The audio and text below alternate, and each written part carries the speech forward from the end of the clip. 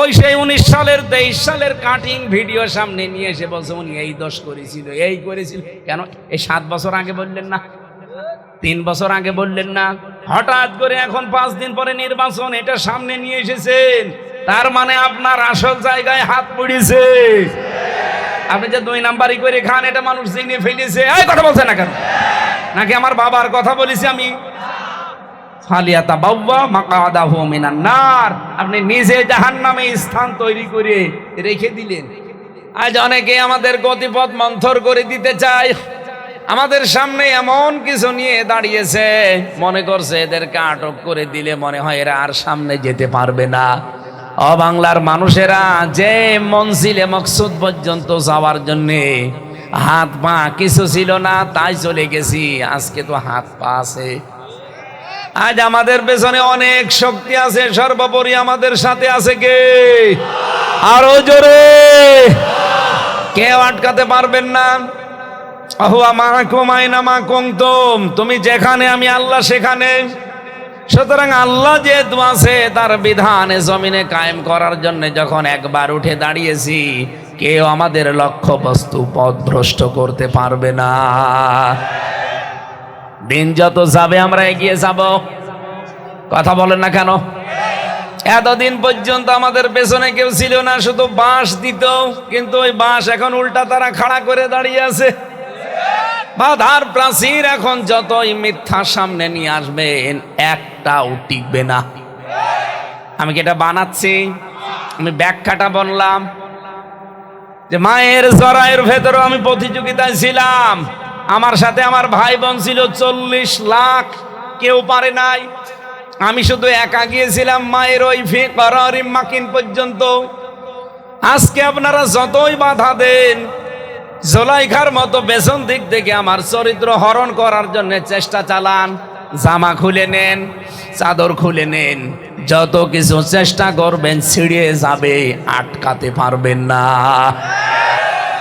আর যারা আটকাতে চান, বুঝে শুনে আটকাবেন।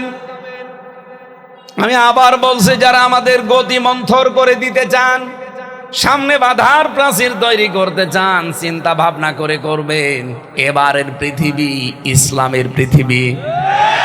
যা করছেন এখন, সময় যদি আসে এইটা যদি আমরা করি, তখন সহ্য করতে পারবেন তো?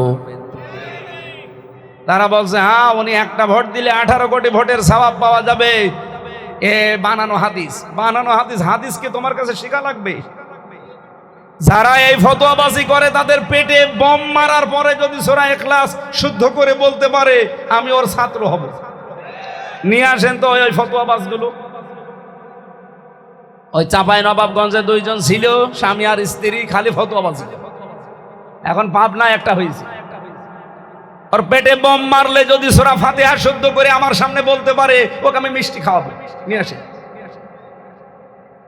খালি ফতোয়াবাজি করে বসে বসে, ইসলামের বিরুদ্ধে ফতোয়া দেয়, আলেমদের বিরুদ্ধে। সরাসরি তো বলতে পারে না কোরআন মানি না। কোরআন আলা মানুষ কি করে বিপদে পড়ে সেই কাজ করে। আমরা ফতোয়া আন্দাজে দেই না, ব্যাখ্যাগুলো পড়ে শুনে বুঝে দেই। আমাদের মুখ আমরা আর সামনে নাপাক করে রাখতে চাই না, পাক এবং পবিত্র করে আল্লাহর কাছে যেতে চাই। অফিহা নুঈদুকুম, এই মাটির ভেতরেই তোমাকে আবার আল্লাহ রেখে যাবে। এখানে এমনি এমনি রেখে যাবে, রাখার পরে যে শুরু হবে, ওটা যেন শুরু না হয়। আমি যে সময় চলতে পারতাম না, নড়তে পারতাম না, আমার ভাই বোন হাজার হাজার লক্ষ লক্ষ আমার সাথে প্রতিযোগিতা করেছিল মায়ের রেহেম পর্যন্ত যেতে। ফি করারিম মাকিন, এই সুরক্ষিত জায়গায় আশ্রয় নেওয়ার জন্য আমরা তো এই 40 লাখ ভাই বোন একসাথে আমরা দৌড় দিয়েছি। আমার সেখানে মামা ছিল না, খালু ছিল না, নেতা ছিল না, টাকা ছিল না, হ্যালো ছিল না। আমি নিজে পরিশ্রম করে পর্যন্ত পৌঁছিয়েছি। এত বড় কঠিন জায়গায় যদি 39 লাখ 99,099 জন ভাই বোনকে পেছনে ফেলে আমি একা বিজয় হতে পারি, আজকে এই পৃথিবীর ময়দানে আমাকে কেউ হারাতে পারবে না। হ্যাঁ, কথা বলছেন? যারা আজ হারাতে আমাকে পেছনে লেগে আছে, টান দিতে আছে, কেউ আমাকে আটকাতে পারবে না। আজ আমার হ্যালো করার লোক আছে, আমার পেছনে দাঁড়ানোর লোক আছে। ওই সময় তো কেউ ছিল না। আমি যদি ওই সময় জিতে যাই, বিজয় হই, আজকে আমাকে কে হারাবে? আমি একেবারে লক্ষ্যবস্তু পর্যন্ত আমি যাবই। আমার লক্ষ্যবস্তু পর্যন্ত যাব। পৃথিবীর লক্ষ্য আমার এই জমিন যার, আইন চলবে তার। এটাই আমার জীবনের লক্ষ্য। এ পর্যন্ত আমি যেতে চাই। আমাকে কেউ যদি পেছন দিকে পা টেনে ধরে, জামা টেনে ধরে, ইউসুফ নবীর মতো জামা ছিঁড়ে যাবে, কিন্তু আমাকে আটকাতে পারবে না। ইউসুফ নবীর জামা ছিঁড়ে গিয়েছিল না? কথা বলেন। পেছন দিক থেকে তার জুলাইখা যখন জামা টান দিয়েছে, ওনার জামা ছিঁড়ে গেছে, তারপরও তাকে আটকাতে পারে নাই। আজ অনেকে আমাদের গতিপথ মন্থর করে দিতে চায়। আমাদের সামনে এমন কিছু নিয়ে দাঁড়িয়েছে, মনে করছে এদেরকে আটক করে দিলে মনে হয় এরা আর সামনে যেতে পারবে না। ও বাংলার মানুষেরা, যে মনজিলে মকসুদ পর্যন্ত যাওয়ার জন্যে হাত পা কিছু ছিল না, তাই চলে গেছি। আজকে তো হাত পা আছে। আজ আমাদের পেছনে অনেক শক্তি আছে। সর্বোপরি আমাদের সাথে আছে কে? আরো জোরে। কেউ আটকাতে পারবেন না। আহুয়া মাকুম আইনা মা কুনতুম, তুমি যেখানে আমি আল্লাহ সেখানে। সুতরাং আল্লাহ যেহেতু আছে, তার বিধানে জমিনে কায়েম করার জন্য যখন একবার উঠে দাঁড়িয়েছি, কেউ আমাদের লক্ষ্য বস্তু পথভ্রষ্ট করতে পারবে না। দিন যত যাবে আমরা এগিয়ে যাব। কথা বলেন না কেন? এতদিন পর্যন্ত আমাদের পেছনে কেউ ছিল না, শুধু বাঁশ দিত, কিন্তু ওই বাঁশ এখন উল্টা তারা খাড়া করে দাঁড়িয়ে আছে। বাধার প্রাচীর এখন যতই মিথ্যা সামনে নিয়ে আসবেন, একটাও টিকবে না। আমি কি এটা বানাচ্ছি? আমি ব্যাখ্যাটা বললাম যে মায়ের জরায়ের ভেতরে আমি প্রতিযোগিতায় ছিলাম। আমার সাথে আমার ভাই বোন ছিল 40 লাখ, কেউ পারে নাই। আমি শুধু একা গিয়েছিলাম মায়ের ওই ফিকরারিম মাকিন পর্যন্ত। আজকে আপনারা যতই বাধা দেন, জুলাইখার মতো পেছন দিক থেকে আমার চরিত্র হরণ করার জন্য চেষ্টা চালান, জামা খুলে নেন, চাদর খুলে নেন, যত কিছু চেষ্টা করবেন ছিঁড়ে যাবে, আটকাতে পারবেন না। আর যারা আটকাতে চান, বুঝে শুনে আটকাবেন। আমি আবার বলছি, যারা আমাদের গতি মন্থর করে দিতে চান, সামনে বাধার প্রাচীর তৈরি করতে চান, চিন্তা ভাবনা করে করবেন। এবারের পৃথিবী ইসলামের পৃথিবী। যা করছেন এখন, সময় যদি আসে এইটা যদি আমরা করি, তখন সহ্য করতে পারবেন তো? এক লোক বউ নিয়ে গেছে চিড়িয়াখানায়, হঠাৎ একটা বাঁদর লাফালাফি করছিল। এ লোকটা দিয়েছে তার স্ত্রীকে একটা কলা কিনে, আম, প্রথমে একটা আম দিয়েছে। মেয়ে লোকটা আম খাবে তো, না খেয়ে আদর করে দিয়েছে বানরকে। বানর আম নেওয়ার পরে মুখে দেবে তো, না, দিয়েছে পেছনে। মেয়ে মানুষ ধরে গিয়েছিল, এই বানরের মালিক গই, কে রে দেখাশোনা করে? সেও বিয়াদব, বানরও বিয়াদব বানিয়েছে। যে রক্ষণাবেক্ষণের দায়িত্বে আছে, ওই লোকটা এসে বলছে, ম্যাডাম চিল্লাবেন না, আপনি তো জানেন না বাস্তবতা। কয়েকদিন আগে আপনাদের মতো এক দম্পতি এসেছিল, আদর করে আমার বানরকে একটা আমও দিয়েছিল। বানর একবারে আম মুখে দিয়েছে, ভেতরে চলে গেছে, কিন্তু আর বের হয় না। শেষ পর্যন্ত খাওয়া দাওয়া বন্ধ, বানর আমার মরিয়ে যাবে। হাসপাতালে নিয়ে বানরের পেছনে চিরে তারপরে আম বের করা হয়। এখনো পর্যন্ত শিলায় শুকিয়ে যায়নি, ওইভাবে আছে। ওর পর থেকে বানরকে কেউ কিছু দিলে মুখে দেয় না, আগে পেছনে দিয়ে দেখে যে বের হবে কিনা। যা করছেন আজ ইসলামের সাথে, ইসলামপন্থী মানুষদের সাথে, কারণে অকারণে পায়ে পাড়া দিয়ে ঝগড়া তৈরি করে এই বাংলাদেশকে অশান্ত করার জন্য যা করছেন, সময় আসলে এই আটি বের হবে কিনা চিন্তা ভাবনা করেন। এই কথা বলছেন, কারা বলছেন? হাত তোলেন তো দেখি। হ্যাঁ, এই তো আলহামদুলিল্লাহ। সব বুঝে ফেলেছে। আমি এত উপায় করে খাচ্ছি, কি করে? চাঁদাবাজি করে। এখন তো দেশে একটা প্রফেশন হয়ে দাঁড়িয়েছে যে ছেলে কি করে, উকিল সাহেব বলছে ছেলে চাঁদাবাজি করে। এটাও নাকি একটা পেশা। এটাই 15.5 মাসের পেশা। এই 15.5 মাস এটা অনেকেই পেশা বানিয়ে নিয়েছে। আগে যারা নিয়েছিল তারা তো পালিয়েছে, নতুন করে অনেকেই পেশা এখন যুক্ত হয়েছে। আপনি অন্যের জিনিস নিজের দখলে চাঁদাবাজি করে, দখল করে, মিথ্যা মামলা দিয়ে, মিথ্যা সাক্ষী দিয়ে অন্যায়ভাবে যে নিজের দখলে নিয়ে নিলেন।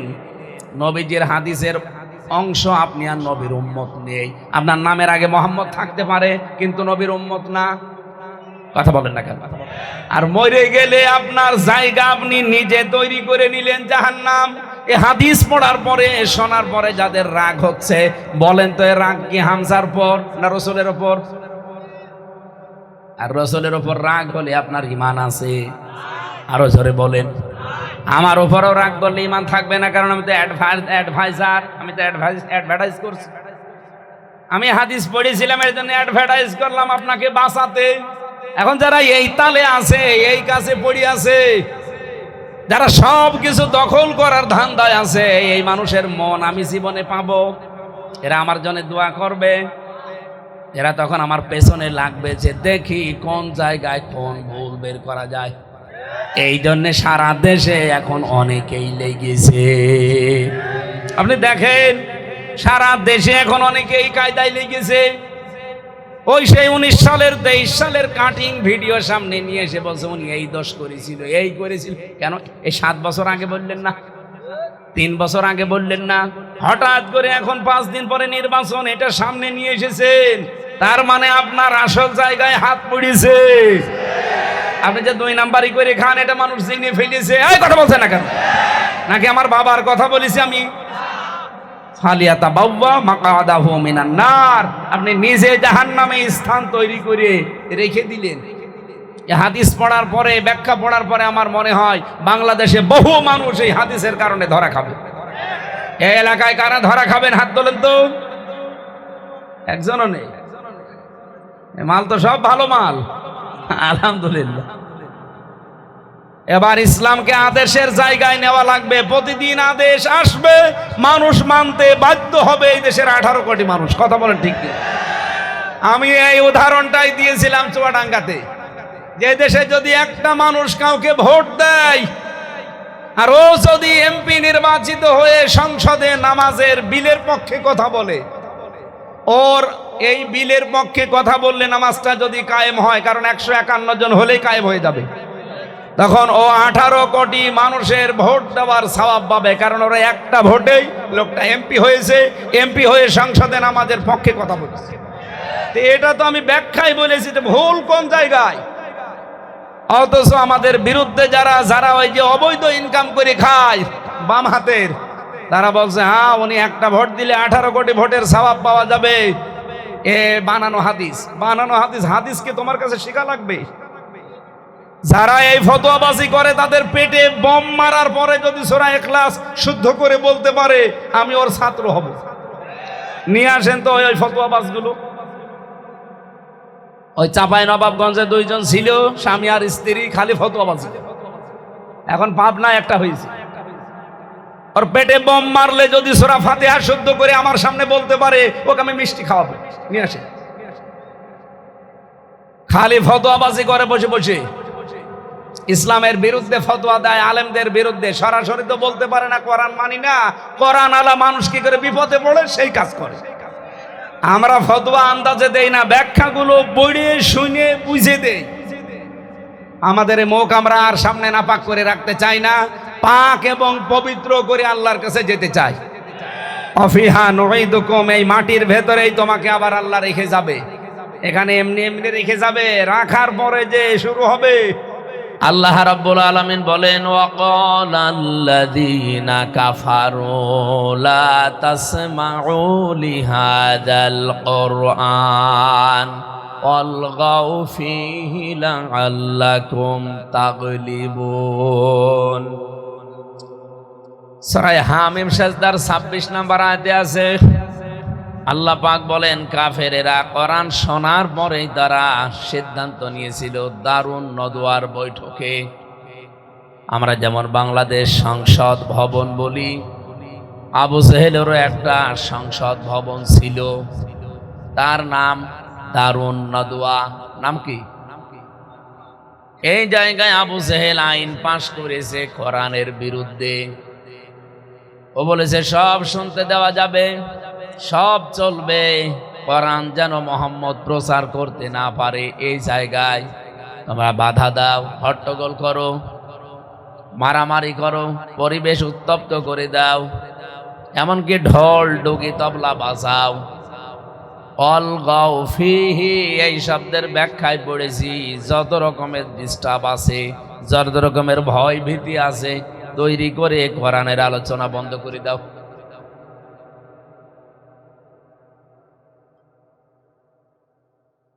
দেড় হাজার বছর আগে এই যে সিদ্ধান্ত, এটা কার বলেন তো? আবু জেহেল। আপনারা তো শুনছেন না, আরো অ্যাক্টিভ হওয়া লাগবে। কোরআন শুনতে দেওয়া যাবে না এ কথা বলেছিল আইন পাশ করে কে? আবু জেহেল।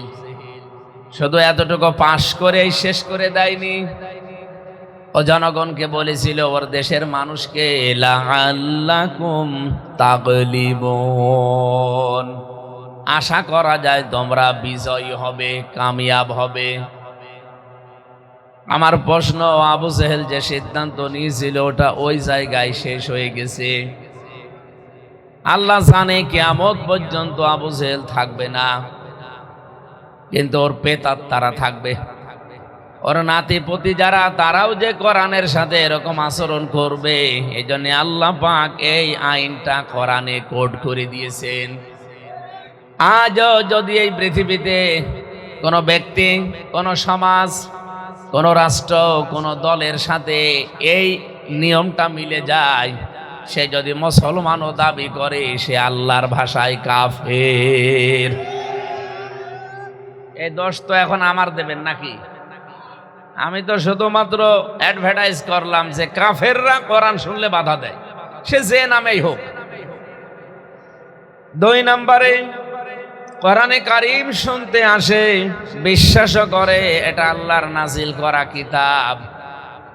আল্লাহ পাক বলেন এই শ্রোতার নাম আমি দিয়েছি মুনাফিক। وَإِذَا قِيلَ لَهُمْ تَعَالَوْا إِلَى مَا أَنزَلَ اللَّهُ وَإِلَى الرَّسُولِ رَأَيْتَ الْمُنَافِقِينَ يَصُدُّونَ عَنكَ صُدُودًا।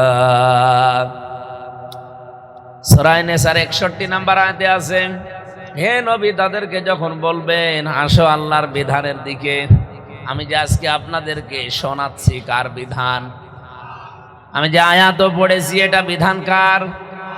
আল্লাহর বিধানের কথা যখন আপনি বলবেন যখন রাসূলের আদর্শের দিকে আসো, কোরআন এবং সুন্নাহ দিয়ে আমরা ব্যক্তি, পরিবার, সমাজ এবং রাষ্ট্র চালাই, এ কথা যখনই আপনি বলবেন, রাআইতাল মুনাফিকিনা, আপনি মুনাফিকদেরকে দেখবেন,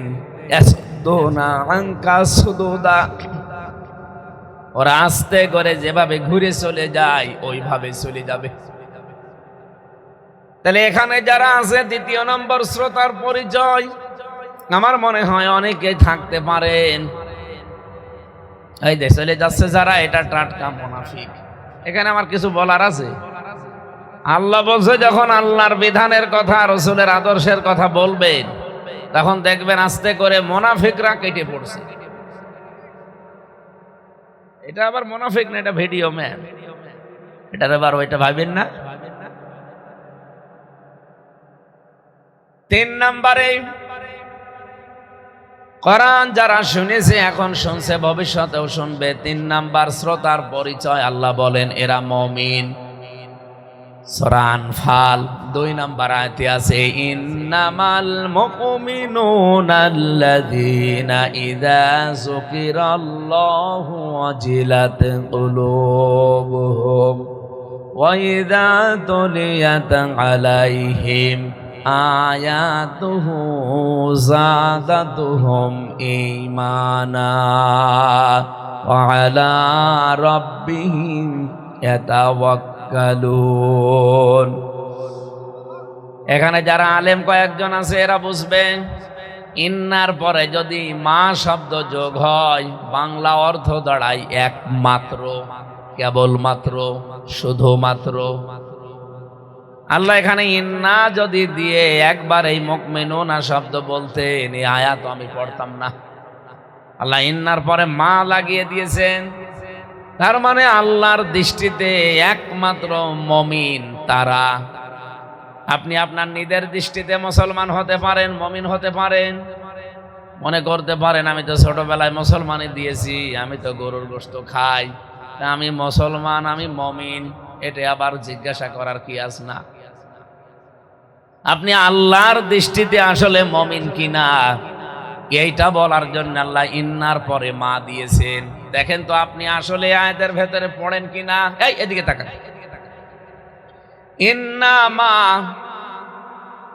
নিশ্চয় একমাত্র আমি আল্লাহর দৃষ্টিতে মুমিন তারা ইদা যুকিরাল্লাহু ওয়াজিলাত কুলুবুহুম, যাদের সামনে আল্লাহর বিধানের কথা বললে, আল্লাহর আয়াতের কথা, আল্লাহর নামের কথা উচ্চারণ হলে ওদের অন্তরাত্মা কেঁপে উঠবে। আল্লাহ পাক যেহেতু তার নিজের সাথে নবীজি যেহেতু নিজের সাথে আলেমদেরকে জড়িত করেছেন। এদিকে তাকান, আমি গতানুগতিক কথা বলার জন্য বসি নাই। কোরআন শরীফে যেখানে আল্লাহ নিজের নাম দিয়েছেন, যেখানে রসুলের নাম দিয়েছেন, সঙ্গে সঙ্গে দিয়েছেন আতিউ, আনুগত্য করা লাগবে, দেখে দেখে চলা লাগবে, ইত্তেবা করা লাগবে। আল্লাহ এবং রসুলকে কোনো প্রশ্ন ছাড়া, আপনার বুঝে আসুক আর না আসুক, ঠিক আছে। কিন্তু আল্লাহ রসুল এর পরে যদি কিয়ামত পর্যন্ত এই পৃথিবীতে যারা আমরা বাস করতে চাই, আমাদের ভেতরে পরিবারে, সমাজে, রাষ্ট্রে যারা নেতৃত্ব দেবে, এই মানুষগুলো যদি আল্লাহ রসুলকে মেনে চলে, মাস্ট বি আপনাকে তাকে মেনে চলা লাগবে। যে লোকটা আল্লাহ রসুলকে মেনে চলে না, ও যদি আমার বাবাও হয়, ওকে মানা যাবে না। এটা সূরা নিসার 59 নম্বর আয়াতে আছে, আতিউল্লাহ ওয়া আতিউর রাসূলা ওয়া উলিল আমরি মিনকুম। এই আয়াতের ব্যাখ্যা নাকি আয়াত এখন আমি বানালাম? ও বাংলার মুসলমানেরা, আমি হেদায়েতের নিয়তে কথা বলছি। এখন থেকে যদি বাঁচতে চান, আল্লাহ রসুলকে যারা মেনে চলে, সে যদি পরিচিত নাও হয়, তাকে মেনে চলা নামাজ রোজার মতো ফরজ। আর আল্লাহ রসুলকে মানে না, এ যদি আপনার বাবা হয়, আপনার নেতা হয়, আপনার চাচা হয়, তাকে মানা যাবে না। এ নিষেধ আমি করলাম, কে? আরো জোরে বলেন। আপনার অন্তরের ভেতরে তো কাঁপ ধরার কথা যে আল্লাহর কথা বলছে। ইদা যুকিরাল্লাহ, যদিও নাম দিয়ে এখানে বোঝা যায় আমার আল্লাহর নাম, আল্লাহর নামের সাথে জড়িত কার নাম? রসুলের। বলেন বলেন, রাসূলুল্লাহর নামের সাথে জড়িত কার নাম? আলেমদের। এই জন্য দেখবেন হাদিস আয়াতের ব্যাখ্যায় আমি পেয়েছি, ইন্নামাল উলামা ওয়ারাসাতুল আম্বিয়া। এখানে কামিল মাদ্রাসা বা ফাজিল মাদ্রাসার প্রিন্সিপাল আছে, অনেক আলেম ওলামা বসে আছে, তাদেরকে বলছি ইন্নামা, এই যেখানে মা আছে, একবারে মনে রাখবেন, ইন্না বা আন্না এই শব্দের পরে যদি কোনো জায়গায় মা আসে, সে কোরআনে হোক, হাদিসে হোক, ইসলামের ইতিহাস পড়তে গিয়ে হোক, খবরের কাগজে হোক, যেখানেই ইন্নার পরে মা পাবেন, আপনি অর্থ করবেন একমাত্র, কেবলমাত্র, শুধুমাত্র। ঠিক আছে, এটা মনে থাকবে। এরকম 500টা শব্দ আপনি আয়ত্ত করেন, কোরআন শরীফ আপনি বুঝবেন। খালি 500টা শব্দ এরকম প্রতিদিন 8টা 10টা করে আয়ত্ত করে ফেলবেন, দেখবেন আপনি কোরআন শরীফ বোঝা শুরু করে দিয়েছেন। হাদিসের ভাষা পড়লাম কি, ইন্নামাল উলামা, অবশ্যই একমাত্র উলামা, আলেমদের বহু বচন উলামা। আলেমের বহু বচন উলামা। পৃথিবীতে একমাত্র আলেমরা ওয়ারাসাতুল আম্বিয়া, নবীদের ওয়ারিস। কার? নবীর উত্তরাধিকারী ওয়ারিস যাই বলেন, স্থলাভিষিক্ত নায়েবে রাসূল। এই মুহূর্তে যদি বিশ্ব নবীকে গালিগালাজ করলে গোনাহ হয়, নবীর ওয়ারিস যারা, নায়েবে রাসূল যারা, উত্তরাধিকারী যারা, তাদেরকেও গালি দিলে একই গুনাহ হবে। কিন্তু এটা আবার আলেম হওয়া লাগবে। আপনি যদি কোনো জালেমকে গালি দেন অসুবিধা নেই, কারণ তো আলেম হয়ে এলেমের খিয়ানত করে ফেলেছে। এক কথা বলেন না কেন? কিন্তু আলেম যদি আলেমের মতো হয়, মাস্ট বি আপনাকে তাকে নবীজি যেমন ওয়ারাসাতুল আম্বিয়া বললেন যে আমার উত্তরাধিকারী, তাকে সেই হিসাবে ওই জায়গায় রাখা লাগবে। আমি যে কথা এখান থেকে নিয়ে আসতে চেয়েছি, আল্লাহর কথা শুনলে আপনার অন্তরে যেমন কাঁপ ধরে, রাসূলুল্লাহর কথা শুনলে আপনার অন্তরে কাঁপ ধরবে, এমনকি আলেমদের হক কথা শুনলেও আপনার অন্তরে কাঁপ ধরা লাগবে। আল্লাহর দৃষ্টিতে আপনি মুমিন। ওয়াইদা তুলিয়াত আলাইহিম আয়াতুহু যাদাতুহুম ঈমানা। তাদের সামনে আল্লাহর আয়াতের ব্যাখ্যা যখন আপনি করবেন, তেলাওয়াত করবেন, দেখবেন ওদের অন্তরে যা ঈমান আছে ওটা আরো বেড়ে যাচ্ছে, ওটা আরো বেড়ে গেছে, কথা নেই। যাদাতুহুম ঈমানা, ওদের ঈমান বাড়তেই থাকবে।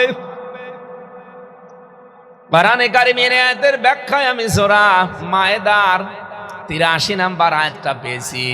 ওয়াইদা সামিউ মা উনজিলা ইলার রাসূলি তারা আ'য়ুনাহুম তাফিদু মিনাদ দামি মিম্মা আরাফু মিনাল হক ইলা আখিরি আয়া। হে নবী, আপনি যখন দেখবেন আপনার মুখে ভরা কোরআন শুনছে, সবাই তো বোঝে না, যারা বুঝবে, অনুধাবন করবে, উপলব্ধি করবে, আপনি দেখবেন ওদের চোখ বেয়ে বেয়ে অশান্তি পানি পড়ছে। কোরআনের আলোচনায় সবার চোখে পানি আসবে না। এটা যদি সত্যি আপনি অনুধাবন করতে পারেন, উপলব্ধি করতে পারেন, দেখবেন কখন আপনি কাঁদতেছেন নিজেও টের পাবেন না। আমি বহু আলেমকে বসে বসে কাঁদতে দেখেছি। জাহান্নামের আলোচনা যখন শোনে, কবরের আযাবের কথা যখন শোনে, নিজের সাথে মিলিয়ে দেখে যে আমি কি নিয়ে রওনা করছি। আমি দেখি ওই মানুষটা মনের অশান্তি কান্না আরম্ভ করেছে। মুরব্বী মানুষ, আলেম, অঝরে কাঁদতেছে। ওয়ালা রাব্বিহিম ইয়াতাওয়াক্কালুন। হে নবী, 3 নম্বরে ওই মানুষগুলো বাড়ি যাওয়ার আগে ভরসা করে যাবে আল্লাহর প্রতি। আজকে যা আলোচনা শুনবেন, বাড়ি যাওয়ার আগে আপনার ঈমান এমন জায়গায় পৌঁছিয়ে যাবে, আগের মতো আপনি আর মুনাফিক থাকবেন না, আপনি আর কাফের থাকবেন না। আল্লাহর দৃষ্টিতে যেহেতু আপনি ঈমানদার, এমন পর্যায়ে আপনার ঈমান পৌঁছিয়ে যাবে যে ভরসা আজকে থেকে আর দুনিয়ার কারো উপরে না, কারো উপরে। আরো জোরে বলেন। 3 প্রকার যে শ্রোতার নাম শুনলেন, আপনি কোন নাম্বারে আছেন বলেন তো? এই যে ওয়াজিলাত কুলুবুহুম ছিল আয়াতের মাঝখানে, তার অন্তরাত্মা কেঁপে উঠবে, কাঁপ ধরবে, এটার ব্যাখ্যা কি? প্রতিটি মানুষের, নারী হোক আর পুরুষ হোক, বাম স্তনের 2 আঙ্গুল নিচে একটা গোস্তের টুকরা আছে। নবীজি বলেন 3টা জিনিস যখন তোমার এই শরীরের ভেতরে পাওয়া যাবে, তখন বুঝবে যে হ্যাঁ, তোমার ঈমান বাড়তেছে। এদিকে তাকান। কোরআনের আলোচনা শুনলে, ব্যাখ্যা শুনলে যে আপনার ঈমান বাড়বে, আপনি কি করে বুঝবেন আমার ঈমান বাড়তেছে? 1 নম্বরে আপনার শরীরের পশমগুলো খাড়া হয়ে যাবে। যদি বুঝতে পারেন, আপনি দেখেন তো খাড়া হয় কিনা। দেখেন দেখেন, নাকি পশম নেই? আমার এখনো খাড়া হয়নি, যে হচ্ছে। 2 নম্বরে বাম স্তনের 2 আঙ্গুল নিচে যে গোস্তের টুকরা আছে, এই জায়গাটা একটা ধাক্কা লাগবে। কথা শুনলে আপনার এই জায়গাতে একটা ধাক্কা আসবে। 3 নম্বরে মনের ভেতরে একটা অজানা শান্তি পাবেন। পৃথিবীর কোনো জায়গায় এই শান্তিটা পাওয়া যাবে না।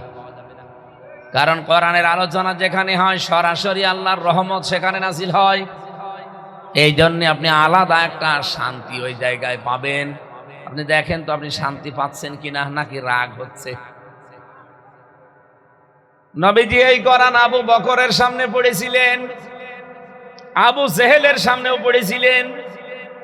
আবু বকর কোরআন শোনার পরে তার ঈমান যা ছিল আরো বেড়ে গেছে, আর আবু জেহেল কোরআন শোনার পরে ওর ঈমান বাড়ে নাই, ওর শয়তানি বেড়ে গেছে। দুইজনের নামেই তো আবু আছে, একটা আবু জেহেল আর একটা আবু বকর। এক আবু কোরআন শুনে তার ঈমান যা ছিল আরো বাড়তেছে, আর এক আবু কোরআন শোনার পর ঈমান বাড়ে না, ওর শয়তানি বাড়ে। আপনি এখন দেখেন আপনি কোন আবুতে আছেন। আপনি কি আবু বকরের মতো হৃদয় নিয়ে বসেছেন, নাকি আবু জেহেলের মতো মন নিয়ে বসেছেন? কি কথা বলেন না কেন? ও বলছে যে আবু জেহেলের মতো মন নিয়ে বসে আছি। এদিকে আসেন।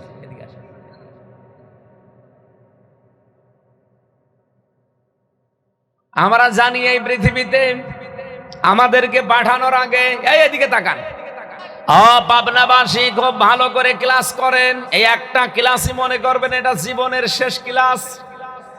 আর কোনদিন হয়তো কোরআনের ক্লাসে এভাবে বসতেও পারি, নাও বসতে পারি। আল্লাহ পাক এই পৃথিবীতে আমাদেরকে যখন পাঠিয়ে দেন, পাঠিয়ে দেওয়ার সময় হযরতে আদম আলাইহিস সালাম একটা ভুল করার কারণে তিনি পাঠিয়েছেন। তিনি এই ভুল করে সংশোধন হয়েছিলেন তাওবার মাধ্যমে, স্বীকারের মাধ্যমে। তিনি স্বীকৃতি দিয়ে তাওবা করে ফিরে এসেছেন। আল্লাহ তার ভুলকে মাফ করে দিয়েছে। কথা বলে না কেন? তার যে ভুলের স্বীকৃতি দোয়া তিনি পড়েছিলেন আল্লাহর শেখানো, রব্বানা যালামনা আনফুসানা ওয়া ইল্লাম তাগফির লানা ওয়া তারহামনা লানাকুনান্না মিনাল খাসিরিন। আয়াতের প্রেক্ষাপট আমি পড়েছি শানে নজুল। কিয়ামত পর্যন্ত এই পৃথিবীতে আল্লাহর বান্দারা, আদমের সন্তানেরা যদি এই দোয়া মন থেকে পড়ে আল্লাহর কাছে ফিরে আসতে চায়, আল্লাহ পাক আদম নবীকে যেমন মাফ করে দিয়েছে তাদেরকেও মাফ করে দেবে। যেন অপরাধ করলেও আপনি ফিরে আসেন। আর শয়তানও অপরাধ করেছিল একটা, আদম আলাইহিস সালাম ভুল করেছিলেন একটা, আর শয়তান অপরাধ করেছিল একটা। ও ভুল করে নাই, ও জেনে শুনে এই অপরাধটা করেছে। সেটা সেজদা ওরে দিতে বলেছিল কিন্তু দেয়নি। ও অহংকার করেছিল, আবা ওয়াস্তাকবারা ওয়া কানা মিনাল কাফিরিন। ও অস্বীকার করেছে এবং অহংকার করেছে, ও কাফের হয়ে গেছে। এরপরেও যদিও ফিরে আসার জন্য বলতো আল্লাহ আমার ভুল হয়ে গেছে, আপনি আমারেও মাফ করে দেন, আল্লাহ ওকেও মাফ করে দিত। কিন্তু ও তো স্বীকারও করে নাই, আর্গুমেন্ট পেশ করেছে আল্লাহর কাছে।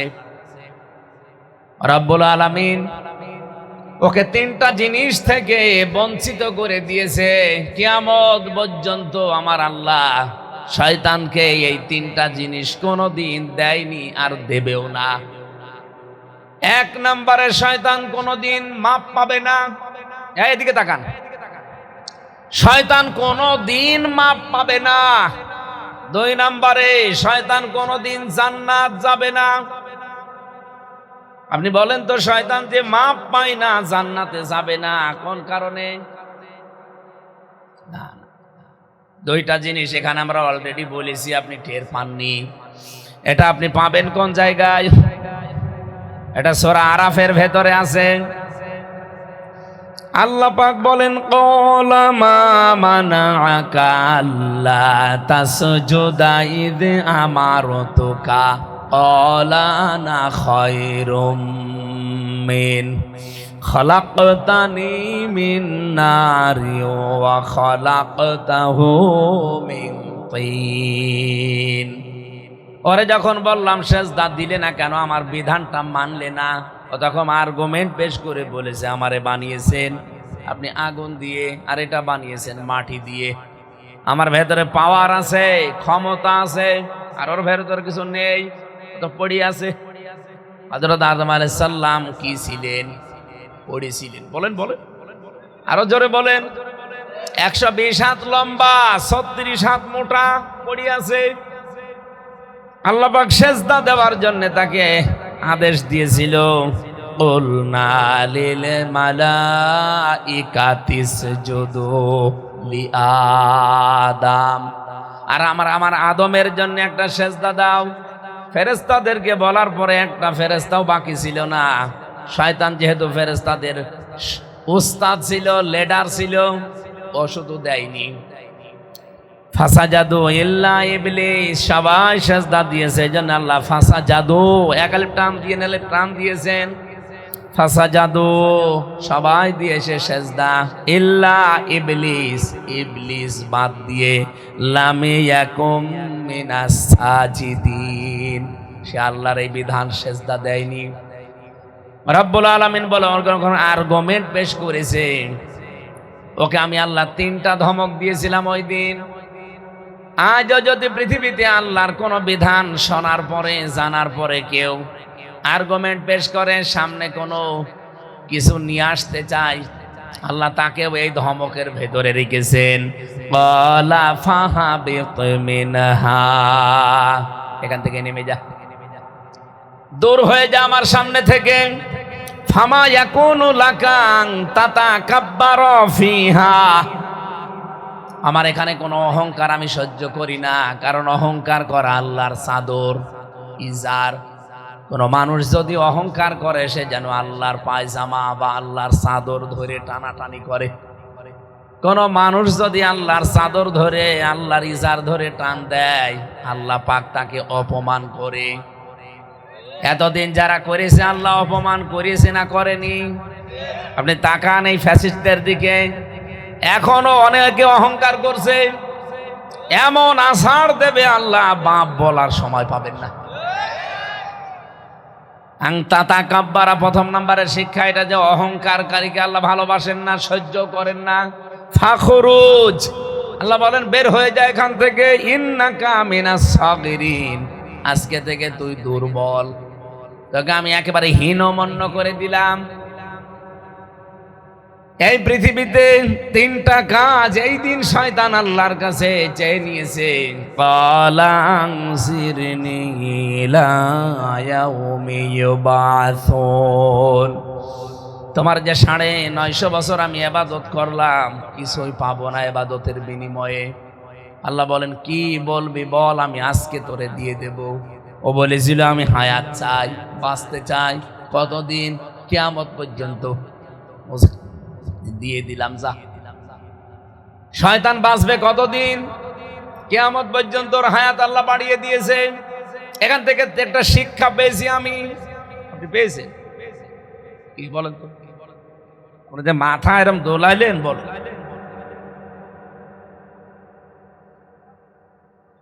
এখানে 1 নম্বরের শিক্ষা হচ্ছে, শয়তান বেশি দিন বেঁচে থাকার আকাঙ্ক্ষা পেশ করেছিল, যে আমি বাঁচতে চাই, আমি হায়াত চাই। কিয়ামত পর্যন্ত শয়তান মার্কা মানুষ যারা আসবে, তারাও দেখবেন বেশি দিন বেঁচে থাকবে।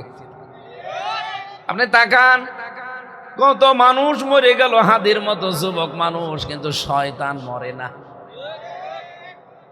আমি নাম নিলাম না, কিন্তু জানবেন শয়তান মার্কা মানুষগুলো তামাম দুনিয়ার দিকে তাকান, ওকে কম বাঁচে না বেশি বাঁচে? বেশি বেশি বেঁচে থাকার আকাঙ্ক্ষা ভালো মানুষের না, কার? কারণ ভালো মানুষ যারা, এরা মনে করো যত তাড়াতাড়ি আমি আল্লাহর কাছে যেতে পারবো, তত তাড়াতাড়ি আমার হিসাব শেষ। আর শয়তানের তো হিসাবের কোনো বালাই নেই, দুনিয়াতে বেশি দিন বেঁচে থাকার আকাঙ্ক্ষা পেশ করে ও হায়াতি চেয়ে নিয়েছে। 2 নম্বরে শয়তান বলেছিল, ক্বালা ইন্নাকা মিনাল মুনজারিন, আল্লাহ বলেন শয়তানকে আমি বললাম যা, তোর হায়াত বাড়িয়ে দিলাম। ক্বালা ফাবিমা গাওয়াইতানি লা আকুদান্না লাহুম সিরাতাকাল মুস্তাকিম, শয়তান 2 নম্বরে বলেছে, আমি তোমার বান্দাদেরকে ধোঁকা দিয়ে বোকা বানানোর জন্য কোনো খারাপ রাস্তায় যাব না, আমি কিন্তু ভালো ভালো রাস্তার মোড়ে মোড়ে অবস্থান নেব। আপনি বলেন শয়তানকে সিনেমা হলের সামনে যেয়ে পাবেন না, কারণ ও জানে যে এখানে যারা আসবে এরা আমাদেরই। আপনি শয়তানকে রাজবাড়ির গোয়ালন্দ ঘাটে পাবেন না, কারণ ও জানে এখানে যারা আসবে এরা আমার ভাইরা ভাই। শয়তান থাকে কোথায়? এই পাবনা, ভাঙ্গরা, মাদারবাড়িয়া তাফসীর মাহফিল হচ্ছে, দেখেন বিভিন্ন জায়গায় শয়তান কিন্তু বসে আছে। সে জিন শয়তান হতে পারে, মানুষ শয়তান হতে পারে। ও বসে বসে যারা আসবে তাদেরকে হয়তো ধরে চা খাওয়াবে, অথবা দোকান নিয়ে বসাবে আর ওয়াজ করবে। আমির হামজা এসেছে রাজনীতি করবে, এখানে যাওয়ার দরকার নেই, এখানেই বস। কি বলে এখান থেকে হালকা শোনা যাবে। আপনার বিশ্বাস না হলে চলেন আমি শয়তান দেখাবো। 3 নম্বরে শয়তান বলেছিল, আল্লাহ আমি দুনিয়া চাই, আমাকে দিয়ে দেন, টাকা পয়সা চাই, আমি ক্ষমতা চাই। আল্লাহ বলেন দিয়ে দিলাম। আপনি বলেন আজ পৃথিবীতে যারা টাকা পয়সার মালিক বেশি এরাই শয়তান মার্কা মানুষ। আপনি একটা করে হিসাব করেন, টাকা পয়সা যাদেরই বেশি এরাই আল্লাহ রসুলের বিরুদ্ধে বেশি। ক্ষমতা যাদেরই বেশি এরাই আল্লাহ রসুলের বিরুদ্ধে বেশি। আমার তো মনে আছে 1500 বছর আগের কথা না, এটা এইমাত্র কেবল নাজিল হইল।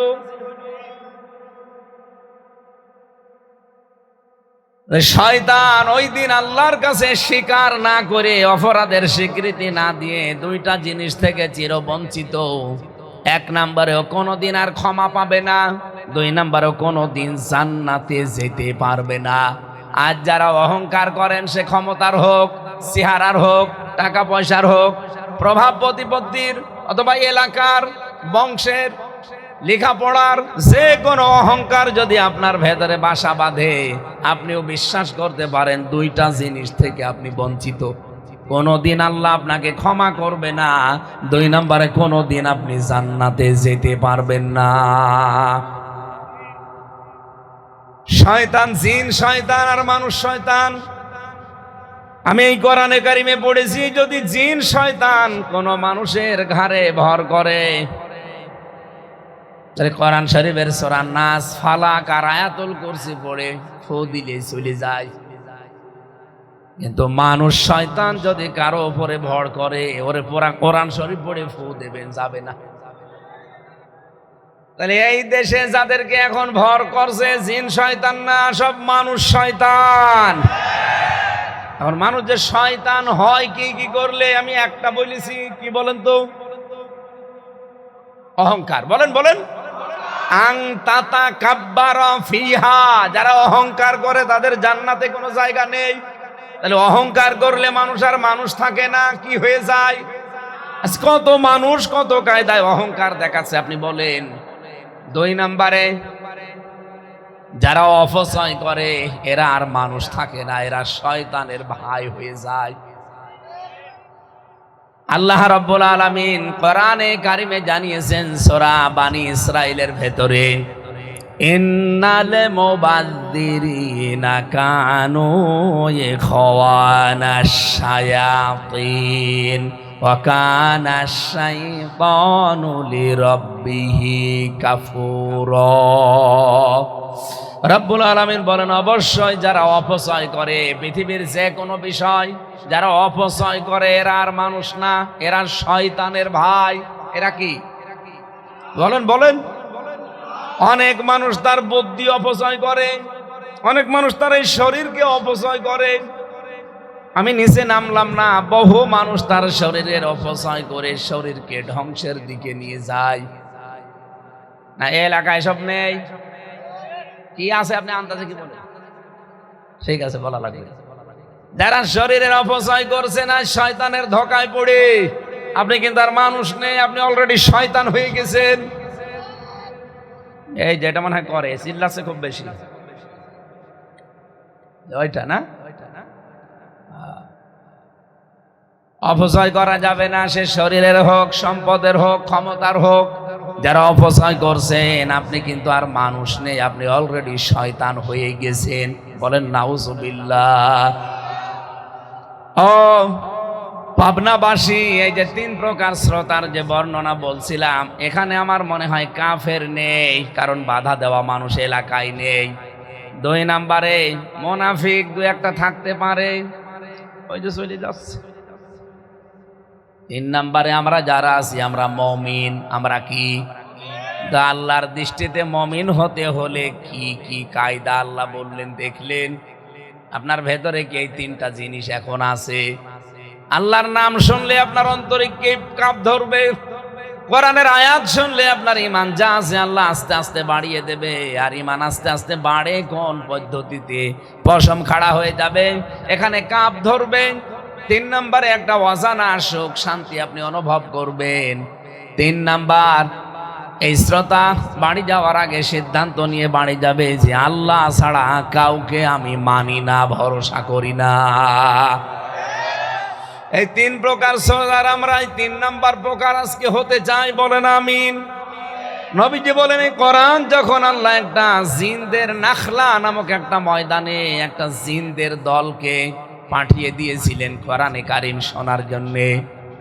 ওই যে সরফনা ইলাইকা নাফারুম মিনাল জিন্নি ইয়াস্তামিউনাল কুরআন ফালাম্মা হাদারুহু ক্বালু আনসিতু ফালাম্মা কুদিয়া ওয়াল্লাউ ইলা কওমিহিম মুনদিরিন। বলেন আল্লাহু আকবার। এটা সূরা আহকাফের 29 নম্বর আয়াতে আছে, একটু খেয়াল করবেন। নাখলা নামক জায়গায় নবীজি যখন কোরআন পড়বেন আল্লাহ বলেন আমি নিজে একটা জিনদের দলকে আকৃষ্ট করে দিলাম। সরফনা, আমি নিজে আকৃষ্ট করে দিলাম যে কি বলতে চাই শোনো। জিনদের একটা দল যখন ইস্তামিউনাল কুরআন ফালাম্মা হাদারুহু, যখন উপস্থিত হয়ে কোরআনে কারিমের কথাগুলো শুনছিল, সঙ্গে সঙ্গে জিনদের ভেতরে এই কথার আওয়াজ উঠেছে, ক্বালু আনসিতু, সবাই চুপ হয়ে যাও। জিনেরা নবীজির কণ্ঠে কোরআন শোনার পরে তারা সবাই বলছে চুপ হয়ে যাও। তাহলে কোরআন শুনতে হলে প্রথম চুপ থাকা লাগবে। আল্লাহ পাক বলেন কোরআনে কারিম শোনার পরে জিনেরা মন্তব্য জানিয়েছে, ফাকালু ইন্না সামি'না কুরআনান আজাবা, অবশ্যই আমরা আশ্চর্য কোরআন শুনতে পেয়েছি। বলেন সুবহানাল্লাহ। পাবনাবাসী কোন জিন আপনি জানেন? যার বয়স 1000, 1500, 2000, 5000 বছর, যারা তাওরাত শুনেছে, যারা ইনজিল শরীফ শুনেছে, যারা জাবুর শরীফ শুনেছে, যে জাবুর শুনলে আকাশের পাখি তাদের ওড়া বন্ধ করে দিত, নদীর মাছ চলে আসতো, সাগরের মাছ চলে আসতো, এই জিনেরা এই জাবুর শুনেছে যে জিনেরা, সেই জিনেরা আজকে থমকে দাঁড়িয়ে বলছে আমরা আশ্চর্য কোরআন শুনলাম। শুধু শুনে শেষ করি নাই, ইয়াহদি ইলার রশদি ফাআমান্না বি, এ কোরআন শোনার পরে কোরআন আমাদেরকে হেদায়েতের পথ আজকে বলে দিয়েছে, আর আমরা ঈমান এনে ফেলেছি। বলেন সুবহানাল্লাহ। এমন ঈমান এনেছি পাবনার মানুষের মতো না যে ঝড় উঠলে ঈমান লিভে যায়। ওয়ালান নুশরিকা বিরব্বিনা আহাদা, আমরা গ্যারান্টি দিলাম নুশরিকার আগে লান এসেছে, মজারের আগে লান আসলে অর্থ হয় জীবনেও হবে না। জিনেরা কোরআন শোনার পরে গ্যারান্টি দিয়েছে যে কোনো দিন আমাদের জীবনে আমরা আর শিরিক করব না। বলে আল্লাহু আকবার। এই জিনেরা কোরআন শুনেছিল কয় বছর? ঘুমিয়ে গেলেন কয় বছর? 1 বছর। মাত্র 2-1 মিনিট। এই 2-1 মিনিট কোরআন শুনে যদি তাদের কোরআন হেদায়েতের পথ দেখিয়ে দেয়, তারা ঈমান আনতে পারে আর সিদ্ধান্ত নেয় যে জীবনে শিরিক করব না। আর আমরা সেই জন্মের পর থেকে কোরআন শুনছি। আমাদের কোনো পরিবর্তন আছে? পরিবর্তন আছে। আগে যা ছিলাম সলিমুদ্দি, এখন হয়েছি কলিমুদ্দি না। কোরআন শুনলে আপনার পরিবর্তন আসবেই। হযরত ওমরের মতো এরকম যার নাম শুনলে মানুষ ভয় পেত, এই লোকটা কোরআনের কাছে আসার পরে যদি একেবারে মোমের মতো গলে যায়, আপনি কি হয়েছেন? আসেন না, মন নিয়ে একটু বসেন। যে জিনেরা কোরআন শুনে আশ্চর্য বোধ করে, হেদায়েত পেয়ে যায়, আমরা আজকে এসেছি কোরআন থেকে এমন কিছু শুনি আমাদের মনের পরিবর্তন করে খোরাকি নিয়ে যেতে চাই। কথা বলেন, আরো জোরে বলেন। দরুদ আর সালাম পাঠ করার মাধ্যমে আজকের তেলাওয়াত কিন্তু দুইটা আয়াত। যদি এই আয়াতটা ফেরাউন সম্পর্কে নাজিল হওয়া, কিন্তু আমরা মনে করি এটা হচ্ছে মাটি দেওয়ার দোয়া। যেহেতু গোরস্থানের উদ্যোগে মাহফিল নেওয়ার কথা ছিল, আপনারা নেননি, হতে দেননি যারা, তারা তো ওই গোরস্থানে যাবেন না, যাবেন না? গোরস্থানে ছেলে আপনাকে এই দোয়া পড়ে আমরা অনেকে মাটি দেই, যদিও এটা মাটি দেওয়ার দোয়া না। মাটি দেওয়ার আলাদা দোয়া আছে, বিসমিল্লাহির রহমানির রহিম, এইটা বলে আপনি মাটি দেবেন। আর লাশ রাখতে বলবেন বিসমিল্লাহি আলা মিল্লাতি রাসূলিল্লাহ, এইটা। কিন্তু যে আয়াত পড়লাম এটা সূরা তাহা 55-56 নম্বর আয়াত। এটা মাটি দেওয়ার দোয়া বলে আমাদের বাংলাদেশ, ভারত, পাকিস্তান এই তিনটা দেশে চলে, বাইরের দেশে আমি পাইনি। বাইরের যতগুলো দেশ গেছি এই দোয়া পড়ে তারা মাটি দেয় না, তারা বলে বিসমিল্লাহির রহমানির রহিম। তো আমাদের এই তিনটা দেশে প্রচার করা হয়ে গেছে, প্রচলিত আছে। আপনি যা বলেন মাটি দেওয়ার সময়, ওইটা আমি একটু বাংলা করব, শুনবেন না? বলেন বলেন, কোন সূরা যেন? তাহা। আরো জোরে বলেন। এটা নবীজির নাম। কোরআন শরীফে নবীজির 33টার উপরে নাম আছে, বিশেষ নাম আছে 7টা, তার ভেতরে এই তাহা একটা।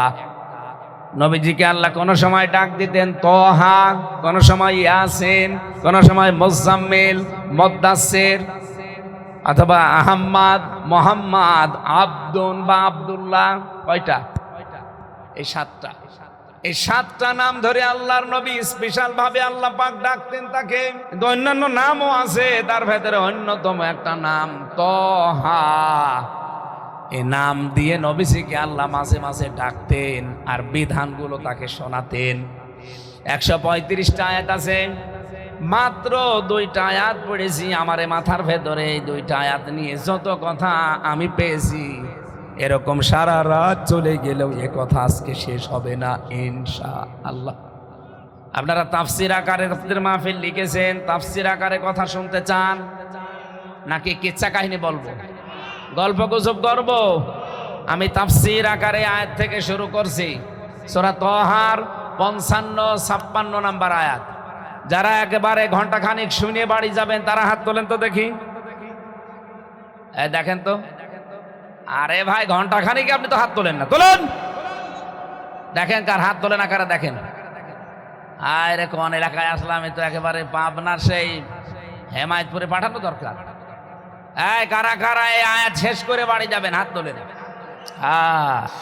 আমার ভাইরা, রব্বুল আলামিন এই আয়াত দিয়ে ফেরাউনকে মূলত স্মরণ করাতে চেয়েছিলেন মুসা নবীর মাধ্যমে। মিনহা খলাকনাকুম, এই মাটি দিয়েই তোমাদেরকে আল্লাহ বানিয়েছেন। যদিও তাফসিরের ভেতরে পড়তে গিয়ে পেয়েছি আল্লাহ পাক আমাদেরকে সরাসরি মাটি দিয়ে বানাননি, আমাদের একজন মানুষকে মাটি দিয়ে বানিয়েছেন, তিনি আমাদের আদি পিতা হযরত আদম। বাকি যত মানুষ দুনিয়ায় আমরা এসেছি প্রত্যেকেই মাটির নির্যাস থেকে তৈরি হওয়া।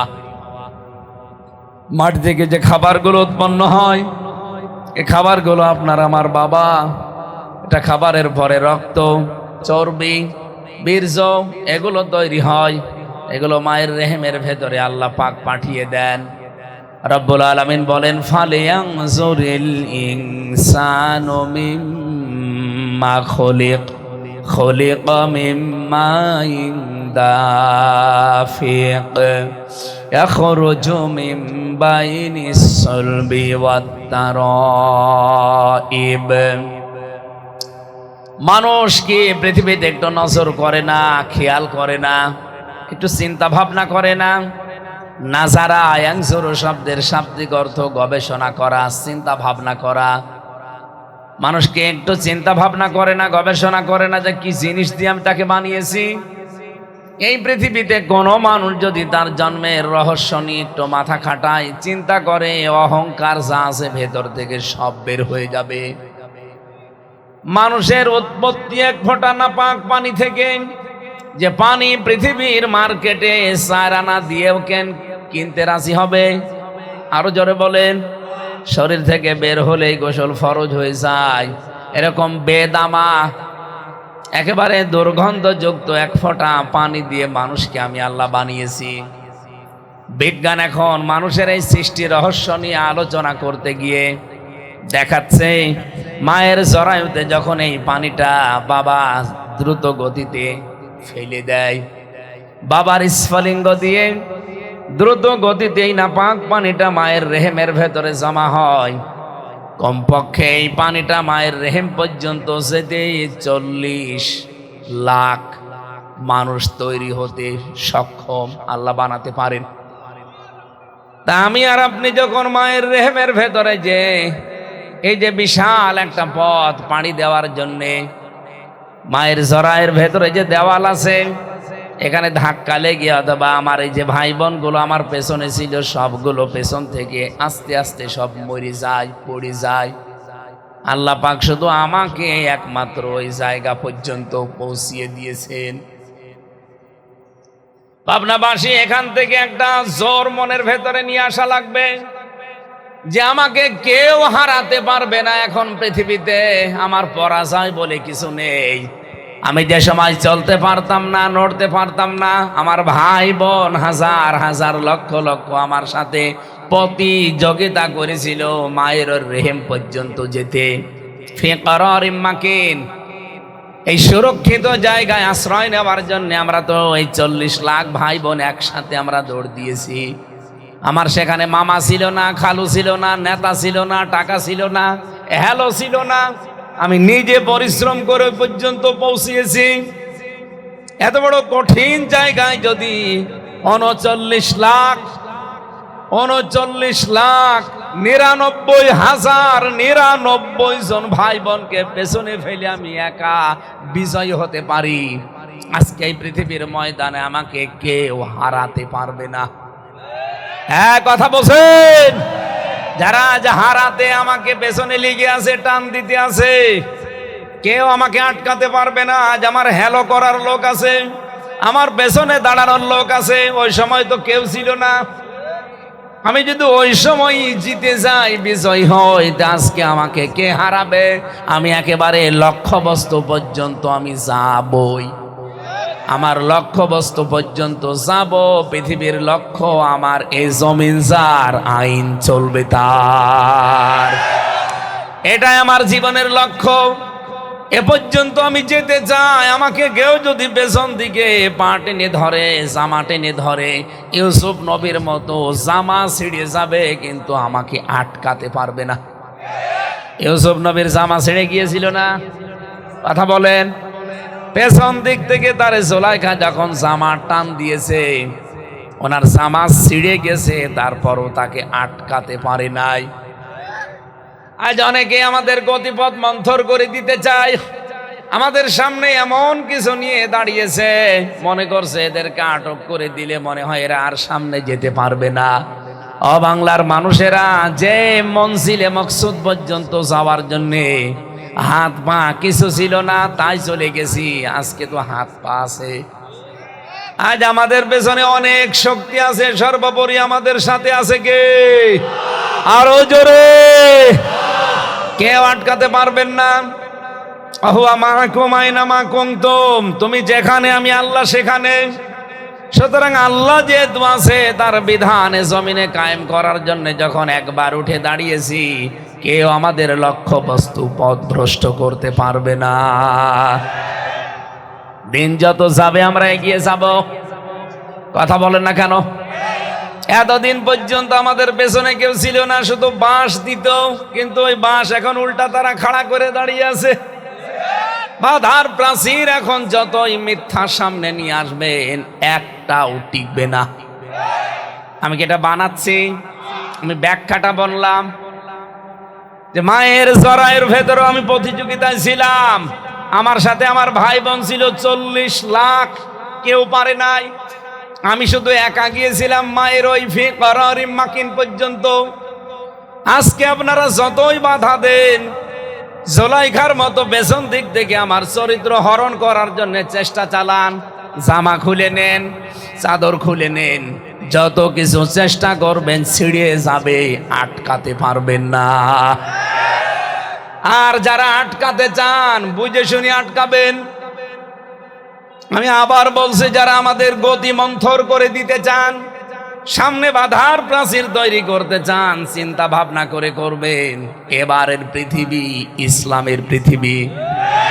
যা করছেন এখন, সময় যদি আসে এইটা যদি আমরা করি তখন সহ্য করতে পারবেন তো? এক লোক বউ নিয়ে গেছে চিড়িয়াখানায়, হঠাৎ একটা বাঁদর লাফালাফি করছিল। এ লোকটা দিয়েছে তার স্ত্রীকে একটা কলা কিনে, আম, প্রথমে একটা আম দিয়েছে। মেয়ে লোকটা আম খাবে তো না খেয়ে আদর করে দিয়েছে বানরকে। বানর আম নেওয়ার পরে মুখে দেবে তো না, দিয়েছে পেছনে। মেয়ে মানুষ ধরে গিয়েছে, এই বানরের মালিক গই, কে রে দেখাশোনা করে? সেও বিয়াদব, এই বানরও বিয়াদব বানিয়েছে। যে রক্ষণাবেক্ষণের দায়িত্বে আছে ওই লোকটা এসে বলছে, ম্যাডাম চিল্লাবেন না, আপনি তো জানেন না বাস্তবতা। কয়েকদিন আগে আপনাদের মতো এক দম্পতি এসেছিল, আদর করে আমার বানরকে একটা আমও দিয়েছিল। বানর একবারে আম মুখে দিয়েছে, ভেতরে চলে গেছে, কিন্তু আর বের হয় না। শেষ পর্যন্ত খাওয়া দাওয়া বন্ধ, বানর আমার মরিয়ে যাবে। হাসপাতালে নিয়ে বানরের পেছনে চিরে তারপরে আম বের করা হয়।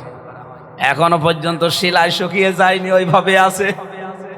ওর পর থেকে বানরকে কেউ কিছু দিলে মুখে দেয় না, আগে পেছনে দিয়ে দেখে যে বের হবে কিনা। যা করছেন আজ ইসলামের সাথে, ইসলামপন্থী মানুষদের সাথে, কারণে অকারণে পায়ে পাড়া দিয়ে ঝগড়া তৈরি করে এই বাংলাদেশকে অশান্ত করার জন্য যা করছেন, সময় আসলে এই আটি বের হবে কিনা চিন্তা ভাবনা করেন। এই কথা বলছেন, কারা বলছেন হাত তোলেন তো দেখি। হ্যাঁ, এই তো আলহামদুলিল্লাহ, সব বুঝে ফেলেছেন। এদের আধুনিক তাফসীর থেকে এবার বলছি, আল্লাহ পাক বলেন, এই যে নাপাক পানিটা যখন মার বাবা বিছানায় ছিল, এটা যখন মায়ের চড়ায়ু, যেটা রেহেম বলা হয়, ফি কারারিম মাকিন, সুরক্ষিত জায়গা, এখানে যখন পড়ে থাকে 40 দিন, এরপরে জমাট রক্ত হয়ে যায়। এই বীর্যটা 40 দিনে যে জমাট রক্ত বানিয়েছে, এটা কি কোনো ডাক্তারে? কে? আল্লাহ বলেন, আমি নিজে বানিয়েছি। সুম্মা খলাকনান নুতফাতা আলাকাতান ফাখলাকনাল আলাকাতা মুদগাতান ফাখলাকনাল মুদগাতা ইযামা ফাকাসাউনাল ইযামা লাহমা। এই 40 দিন পরে আমি আল্লাহ ওই নাপাক পানিটাকে জমাট রক্ত, এরপরে জমাট রক্তকে আমি আল্লাহ ওইটা জোকের মতো বানাই। এটা আলাক শব্দের শাব্দিক অর্থ যোগ, ঝুলন্ত। এই ঝুলন্ত অবস্থায় 40 দিন থাকে। এরপরে এটাকে আমি আল্লাহ গোশত দেই, চর্বি দেই, চামড়া দিয়ে একটা ছাউনি দেই, কিন্তু আকারটা এখনো তৈরি হয়নি। 6 মাস একাধারে এগুলো তৈরি করতে থাকে ফেরেশতারা। 40 দিন 40 দিন 40 দিন এভাবেই কাটতে থাকে একাধারে। 6 মাস পর মানুষের ভেতরে ক্ষুধার উদ্রেক দেখা দেয়।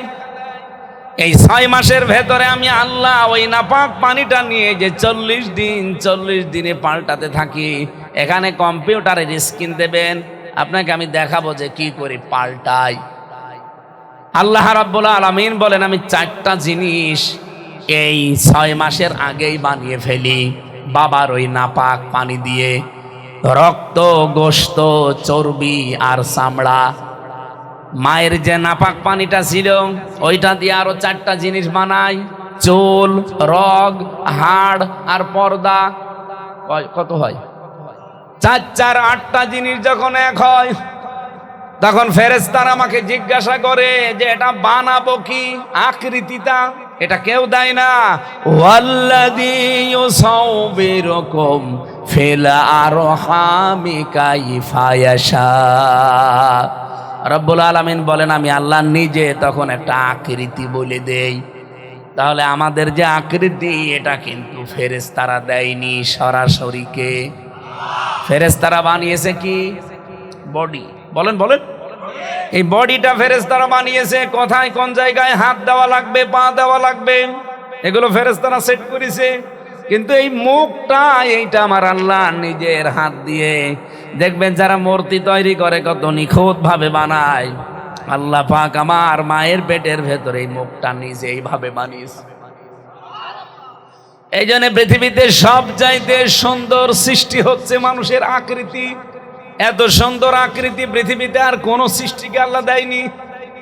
লাকাদ খালাকনাল ইনসানা ফি আহসানি তাকওয়িম। আল্লাহ হাসানুন তাকওয়িম বলতে পারতেন, আহসান দিয়েছেন ইসমে তাফসিল। এর চাইতে সুন্দর কোন সৃষ্টি পৃথিবীতে আল্লাহর আর? বলেন বলেন, এত সুন্দর করে সৃষ্টি করে এই 6 মাসের ভেতরে আমি আল্লাহ তাকে 360টা জোড়া দিয়েছি এই শরীরের ভেতরে। যদি জোড়া না দিয়ে সরাসরি এইভাবে বানিয়ে রাখতাম, ও সেজদা দেওয়ার সময়, রুকু দেওয়ার সময় মাথা, পিঠ, মাজা কাজ করতে পারতো না। যে দরে আমি সেজদার জন্য বানাচ্ছি, এই জন্য এই 3.5 হাত বডির ভেতরে 360টা জোড়া দিয়ে দিলাম যেন সেজদা দিতে পারে।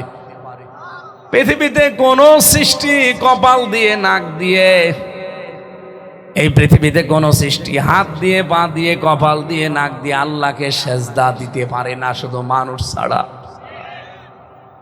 রব্বুল আলামিন বলেন আমি চোখ যে দিয়েছি এর ভেতরে 5টা জিনিস অলরেডি দিয়েছি। মনি দিয়েছি, ইকুয়াল দিয়েছি, ডিফ ইকুয়াল দিয়েছি, কর্নিয়া দিয়েছি।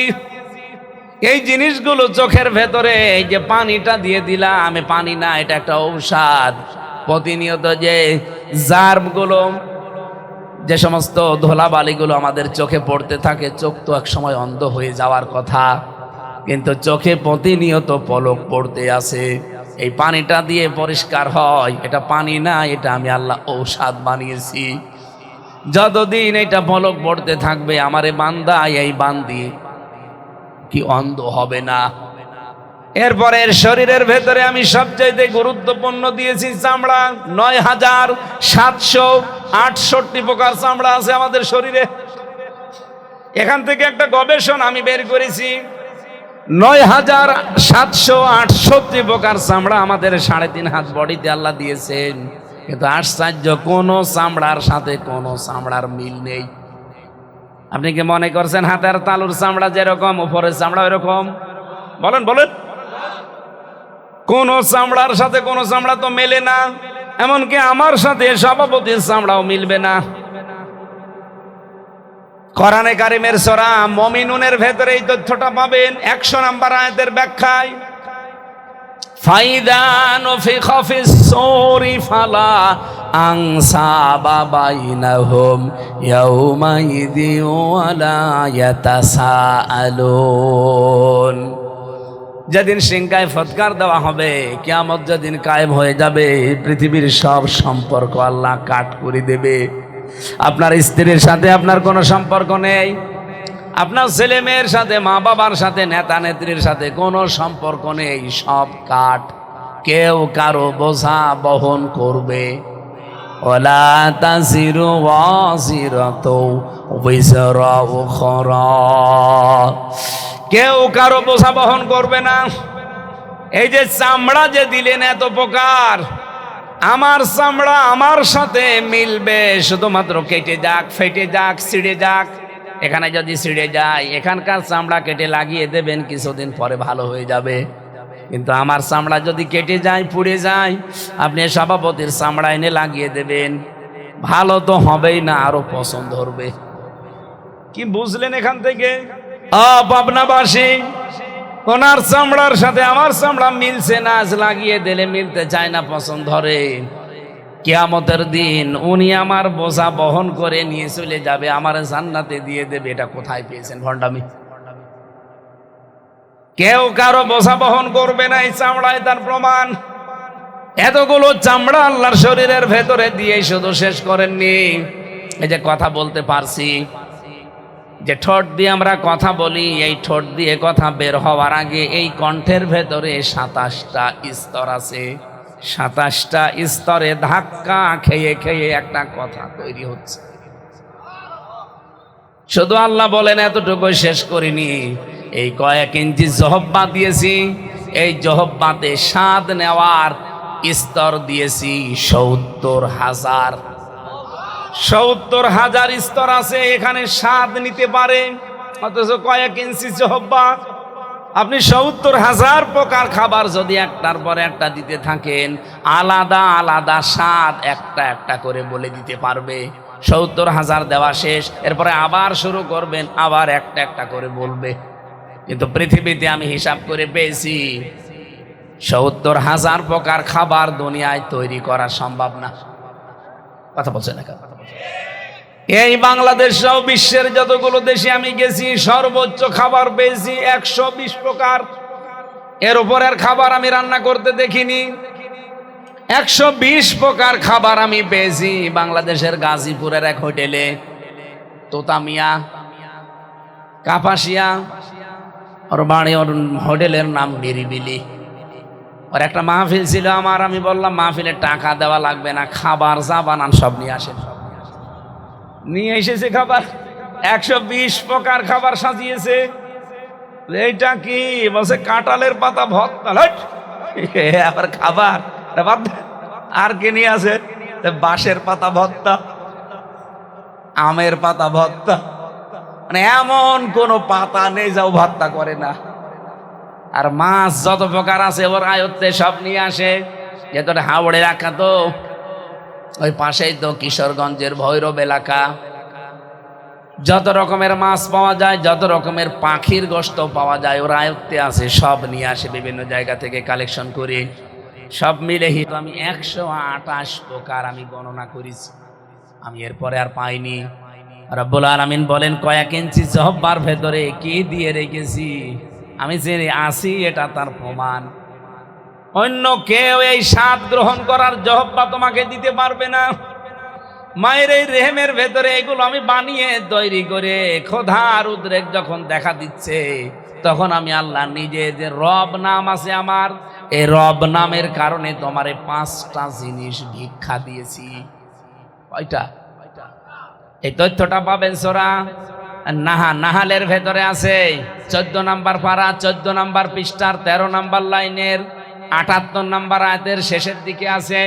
ওয়াজআলা লাকুমুস সামআ ওয়াল আবসারা ওয়াল আফইদা ইলা আখিরি আয়াত।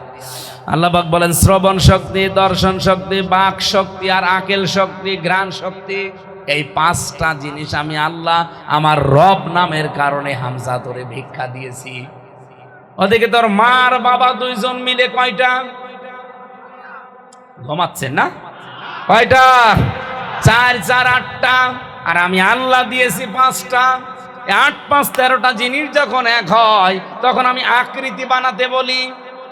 আমার কুদরতি হাত দিয়ে আকৃতিটা বানিয়ে আল্লাহু আখরাজাকুম মিন বুতুনি উম্মাহাতিকুম, আস্তে করে মায়ের পেট থেকে বের করে দেই। মায়ের পেট থেকে বের করে দেওয়ার দায়িত্ব কার? নাকি ডাক্তারের, সিজারের? আগের বিশ্বাস এখন আমাদের নেই, এই কারণে এত বেশি সিজার লাগতেছে। কথা বলেন না কেন? আমি আজ পর্যন্ত কোন কুকুরের সিজার করে বাচ্চা হয় দেখিনি। আপনি দেখেছেন? কেন? সেও তো একটা প্রাণী, সেও তো জন্ম দিচ্ছে বাচ্চা, তাও আপনার মতো 1টা 2টা না, ও 8টা 10টা করে জন্ম দেয়। একটা সিজার লাগে না। তার বিশ্বাস, তার তাওয়াক্কুল, তার ভরসা আল্লাহর প্রতি কেমন আপনি বলেন?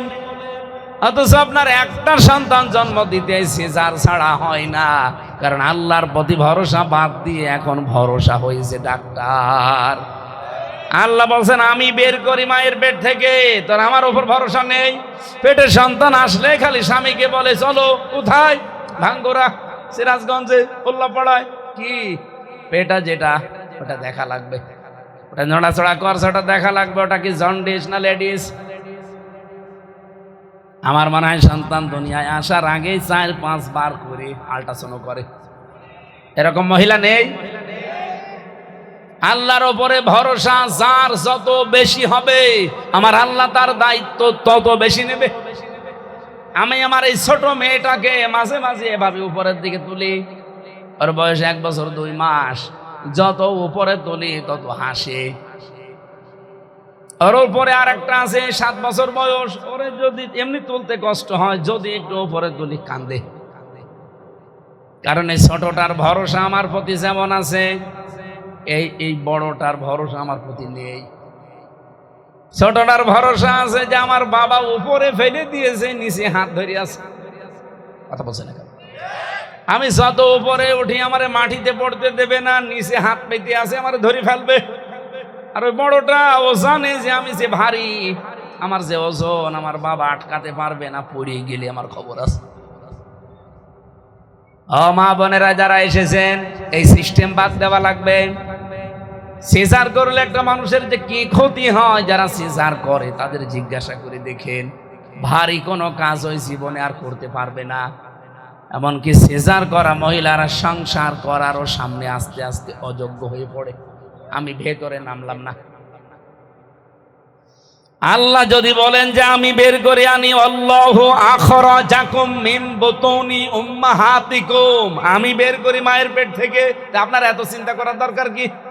আর অনেক পরিবারে আছে স্বামী না চাইলে ওই বোর মা বলে, হ্যাঁ আমার জাদু মরে যাবে, হ্যাঁ মরে গেলে অসুবিধা কি, আমি আর একটা বিয়ে করবো। কথা বলছে না? তো না, ও জাদুর নাকি কষ্ট হবে, মরে যাবে। এদিকে যে জাদুর জীবন নষ্ট হয়ে যাচ্ছে ও টের পাচ্ছে। জানি অনেক মেয়ের মারা বসে আছে, ওরা রাগ করলেও করতে পারে, আমি যেটা সঠিক এবং বিজ্ঞানসম্মত সেটা বলছি। আপনাকে যদি নরমালে বাচ্চা হওয়াতে হয়, কিছুদিন পরে আপনি স্বাভাবিক হয়ে যাবেন, আল্লাহর সিস্টেম। কিন্তু এই যে একটা মানুষকে এতখানি চিরে খুঁতো করে দিলেন, ও মরণের আগ পর্যন্ত এইটা নিয়ে ও আর ভালো হবে না। আমি জানি ডাক্তাররা কালকে শুনলে বলবে হুজুর মরুক, আমাদের ব্যবসা বন্ধ করে দিল। সিজার কখন করা লাগে আমি সিস্টেম জানি, কারণ আমি তো ডাক্তারদের সাথে অধিকাংশ সময় কাটিয়েছি। নিয়ম হচ্ছে কোনো মেয়েকে নিয়ে যাবেন, যদি সর্বোচ্চ পর্যায়ে চলে যায় নরমাল ডেলিভারি চেষ্টা করবে, হচ্ছে না, সর্বশেষ ডাক্তারদের যে বোর্ড আছে, বোর্ড বসবে সিদ্ধান্তে। 8-10 জন 15-20 জন বোর্ড বসে সিদ্ধান্ত দেবে যে না আর উপায় নেই, এবার করো। তখন অথচ অ্যাম্বুলেন্সের ডাক শুনলে ডাক্তাররা গপে তেল দিচ্ছে যে কাজ হচ্ছে, আসুক, ভালো বউ নিয়ে যাবেন, তো করে দেবে। কথা বলছে না? আল্লাহ পাক বলেন আস্তে করে যখন বের করে তোকে মায়ের পেট থেকে নিয়ে আসি, তোর কান্না ছাড়া কোনো ভাষা ছিল না। পেটের ভেতরে খাবারের ব্যবস্থা আমি করে দিয়েছিলাম, মায়ের ওই নাপাক রক্তটা বন্ধ করে দিয়ে নাভির ভেতর দিয়ে পাস করে, এরপরে তোকে বাঁচিয়ে রেখেছি, মুখ দিয়ে দেইনি, নাভি দিয়ে দিয়েছি। ও বান্দা, এটা আমি মুখ দিয়ে দিতে পারতাম, কেন দিলাম না জানিস? কারণ আমি জানি দুনিয়ায় যে তুই আমি আল্লাহর পবিত্র নাম উচ্চারণ করবি, আমি আল্লাহর পবিত্র কালাম তুই পড়বি, এই জন্য আমি তোর মুখটা নাপাক করি নাই। দুনিয়াতে মুখটা আমি নাপাক না করে অবস্থায় নিয়ে আসলাম, অথচ দুনিয়ায় এসে এই মুখ দিয়ে বিড়ি খাই, গাঁজা খাই, এগুলো তো সব নাপাক। নাপাক এ নাপাক জিনিস শুধু এতটুকুই না, মানুষের জিনিস আত্মসাৎ করে খাওয়া আর শুকুরের গোশত খাওয়া সমান। এই কথা বলেন না কেন? বিশ্বনবী জানিয়েছেন, আবি যার রাদিয়াল্লাহু তাআলা আনহু قال قال النبي সাল্লাল্লাহু আলাইহি ওয়াসাল্লাম, হযরত আবু যর থেকে বর্ণিত, নবীজি বলেন, যেই জিনিস তোমার না ওইটা যদি জোর করে জবরদস্তি করে দখল করে নিজের আয়ত্তে নিয়ে নাও, ফালিয়াতাবাওয়া মাকআদাহু মিনান নার, 1 নম্বরে তোমার শাস্তি, তুমি আমার উম্মত থেকে বের হয়ে গেলে, 2 নম্বরে তোমার স্থান হয়ে গেল জাহান্নাম। এই হাদিসটা আজ বাংলাদেশে মিলান্ত, যারা সাদাবাজি করে খান, অন্যের জমি দখল করে নেন, মানুষকে ফাঁকি দিয়ে উপায় করেন, মিথ্যা মামলা দিয়ে, মিথ্যা সাক্ষী দিয়ে, কেস দিয়ে টাকা উপায় করেন। এরকম মানুষ দেশে নেই? এগুলো যারা অন্যের সম্পদ নিজের দখলে নিয়ে খাচ্ছেন, মনে করছেন আমি এত উপায় করে খাচ্ছি, কি করে? চাঁদাবাজি করে। এখন তো দেশে একটা প্রফেশন হয়ে দাঁড়িয়েছে যে ছেলে কি করে, উকিল সাহেব বলছে ছেলে চাঁদাবাজি করে। এটা অনেক একটা পেশা, এটাই 15.5 মাসের পেশা। এই 15.5 মাস এটা অনেকে পেশা বানিয়ে নিয়েছে। আগে যারা নিয়েছিল তারা তো পালিয়েছে, নতুন করে অনেকেই পেশায় এখন যুক্ত হয়েছে। আপনি অন্যের জিনিস নিজের দখলে চাঁদাবাজি করে, দখল করে, মিথ্যা মামলা দিয়ে, মিথ্যা সাক্ষী দিয়ে অন্যায়ভাবে যে নিজের দখলে নিয়ে নিলেন। নবীজির হাদিসের অংশ আপনি আর নবীর উম্মত নেই। আপনার নামের আগে মোহাম্মদ থাকতে পারে, কিন্তু নবীর উম্মত না। কথা বলেন না কেন? আর মরে গেলে আপনার জায়গা আপনি নিজে তৈরি করে নিলেন জাহান্নাম।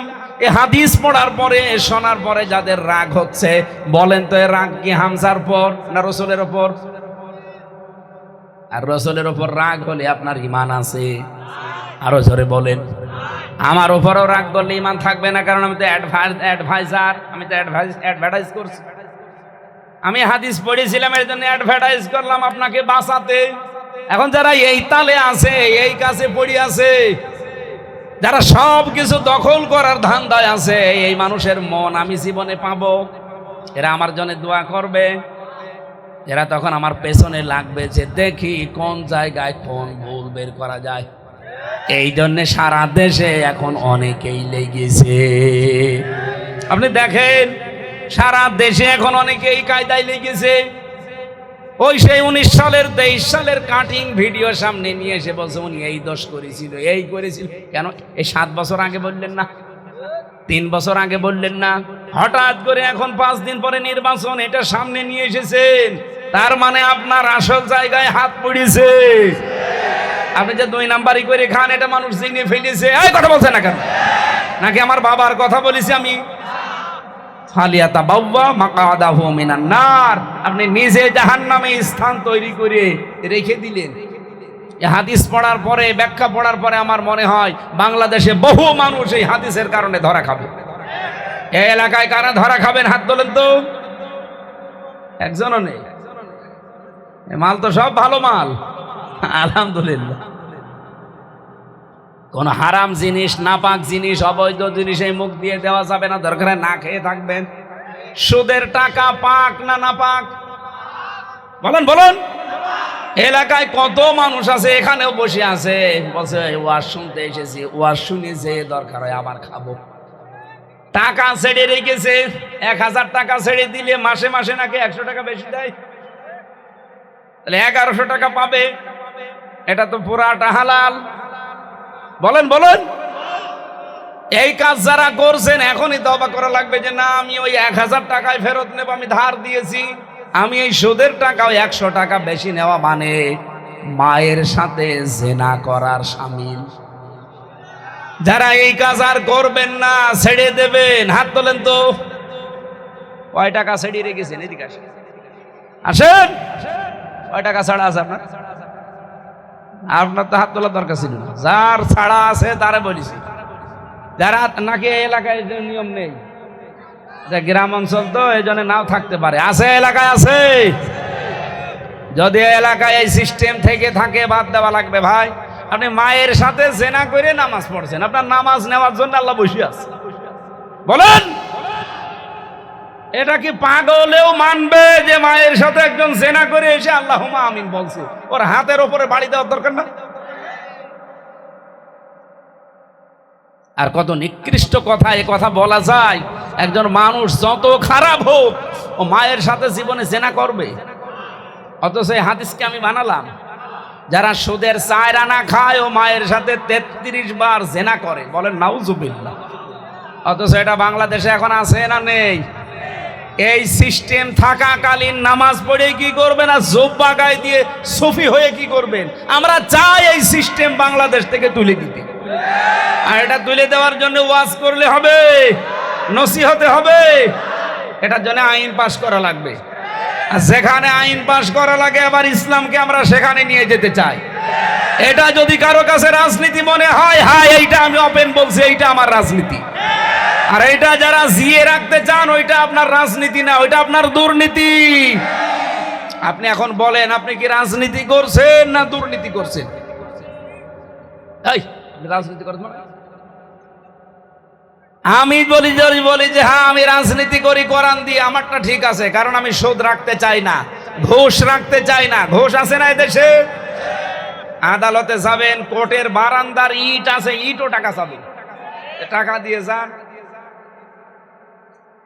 কোন জায়গা আছে আপনি দেখান যেখানে ঘুষ চলছে না? প্রত্যেক জায়গায় নাম পাল্টিয়ে নিয়েছে, বলো হুজুর আমি ঘুষ নেই না, হাদিয়া। কথা বলেন না কেন? অথবা কাজের বিনিময় আমারে দেন। কেন কাজের বিনিময় সরকার আপনাকে দিচ্ছে না? আপনার প্রতি মাসে 50,000 টাকা বেতন আছে 8 ঘন্টা ডিউটি করার কারণে। এরপরেও যদি আপনি আমার ফাইল আটক করে আরো 2,000 টাকা নেন, আপনার এই 50,000-এর সাথে 2,000 52,000 হারাম। এক গ্লাস দুধের ভেতরে যদি 1 ফোঁটা সোনা পড়ে পুরা দুধ খাওয়া যায়? আরো জোরে বলেন। যাদের এই 52,000 বেতনের ভেতরে আরো 2,000 যুক্ত হবে অবৈধ, পুরা 54,000 টাকায় হারাম, খেতে পারবেন না। ওইটা দিয়ে যদি রক্ত গোশত চর্বি চামড়া তৈরি হয়, ওইটা জাহান্নামে না দিয়ে আল্লাহ জান্নাতে দেবেন। আল্লাহ রাব্বুল আলামিন বলেন মুখটা পাক করে রেখেছিলাম, এটা পাক রাখার চেষ্টা করো দুনিয়ায়। আমরা যদি মাটি দেওয়ার দোয়া থেকে এই শিক্ষাটা নিতে পারতাম যে না পাক এই মুখ আমি আর করব না, বাংলাদেশে অবৈধ কাজ সব বন্ধ হয়ে যাওয়ার কথা। ঘুষ চলতো না, সুদ চলতো না, এমনকি আমার মনে হয় এই দেশে যারা অবৈধ কালো টাকার ছড়াছড়ি করছে এইটাও বন্ধ হয়ে যেত। এই একটা শব্দ আমাদের হেদায়েত পাওয়ার জন্য যথেষ্ট। সেদিন এক মসজিদে নামাজ পড়ছিলাম, ইমাম সাহেব দেখি উনি হাদিস বলছে, 8টা-10টা হাদিস বলল যে হালাল রুজি উপার্জন না করে আপনার ইবাদত কিন্তু কবুল হবে না। কিন্তু হালাল রুজি উপার্জন করার কি কি মাধ্যম আছে, কি কি করা লাগবে, ওই কর্মসূচিগুলো উনি আর বলে না। আরে ভাই হালাল রুজি উপার্জন না করলে ইবাদত কবুল হবে না, এ ছাতা পাগলও জানে, কিন্তু এই পদ্ধতি তো অ্যাপ্লাই করা লাগবে। কি কি করলে হালাল রুজি উপায় করা যায় ওই পদ্ধতিগুলো সামনে নিয়ে আসেন। সুদ ভিত্তিক অর্থনীতি বাদ দিয়ে যাকাত ভিত্তিক অর্থনীতি কায়েম করার জন্য আপনার কি উদ্যোগ আছে? আপনি কয়টা ব্যাংক বানিয়েছেন, কয়টা বীমা বানিয়েছেন? ব্যবসায়িক ক্ষেত্রে আপনি হালাল পণ্য উপার্জন করার জন্য কি কি আরম্ভ করেছেন বলেন দেখি। আপনি খাদ্য উৎপাদনে কি কি পদক্ষেপ নিয়েছেন? শুধু ইমামতি করে বসে থাকলে আপনার হবে? বাস্তবে তো আপনার কাজে লাগানো লাগবে। আমি নিজেও বাঁচতে চাই, আমার জাতিকে বাঁচাতে চাই। কথা বলেন না কেন? তাহলে হাদিস বলে আমি শেষ করে দিলাম। বাস্তবে যদি এই পদক্ষেপগুলো সাথে নিতে পারি, এই সমাজ হবে সোনায় সোহাগা। আরো জোরে বলেন ঠিক কিনা? আগামীর বাংলাদেশ আমরা এইভাবে গড়তে চাই। মুখটা যেহেতু আল্লাহ পবিত্র রেখে দিয়েছিলেন মায়ের পেটে, আগামী সবার মুখ আমরা আগামীতে পবিত্র রাখবো। আর রাখতে হলে যাকাত ভিত্তিক অর্থনীতি কায়েম করা লাগবে।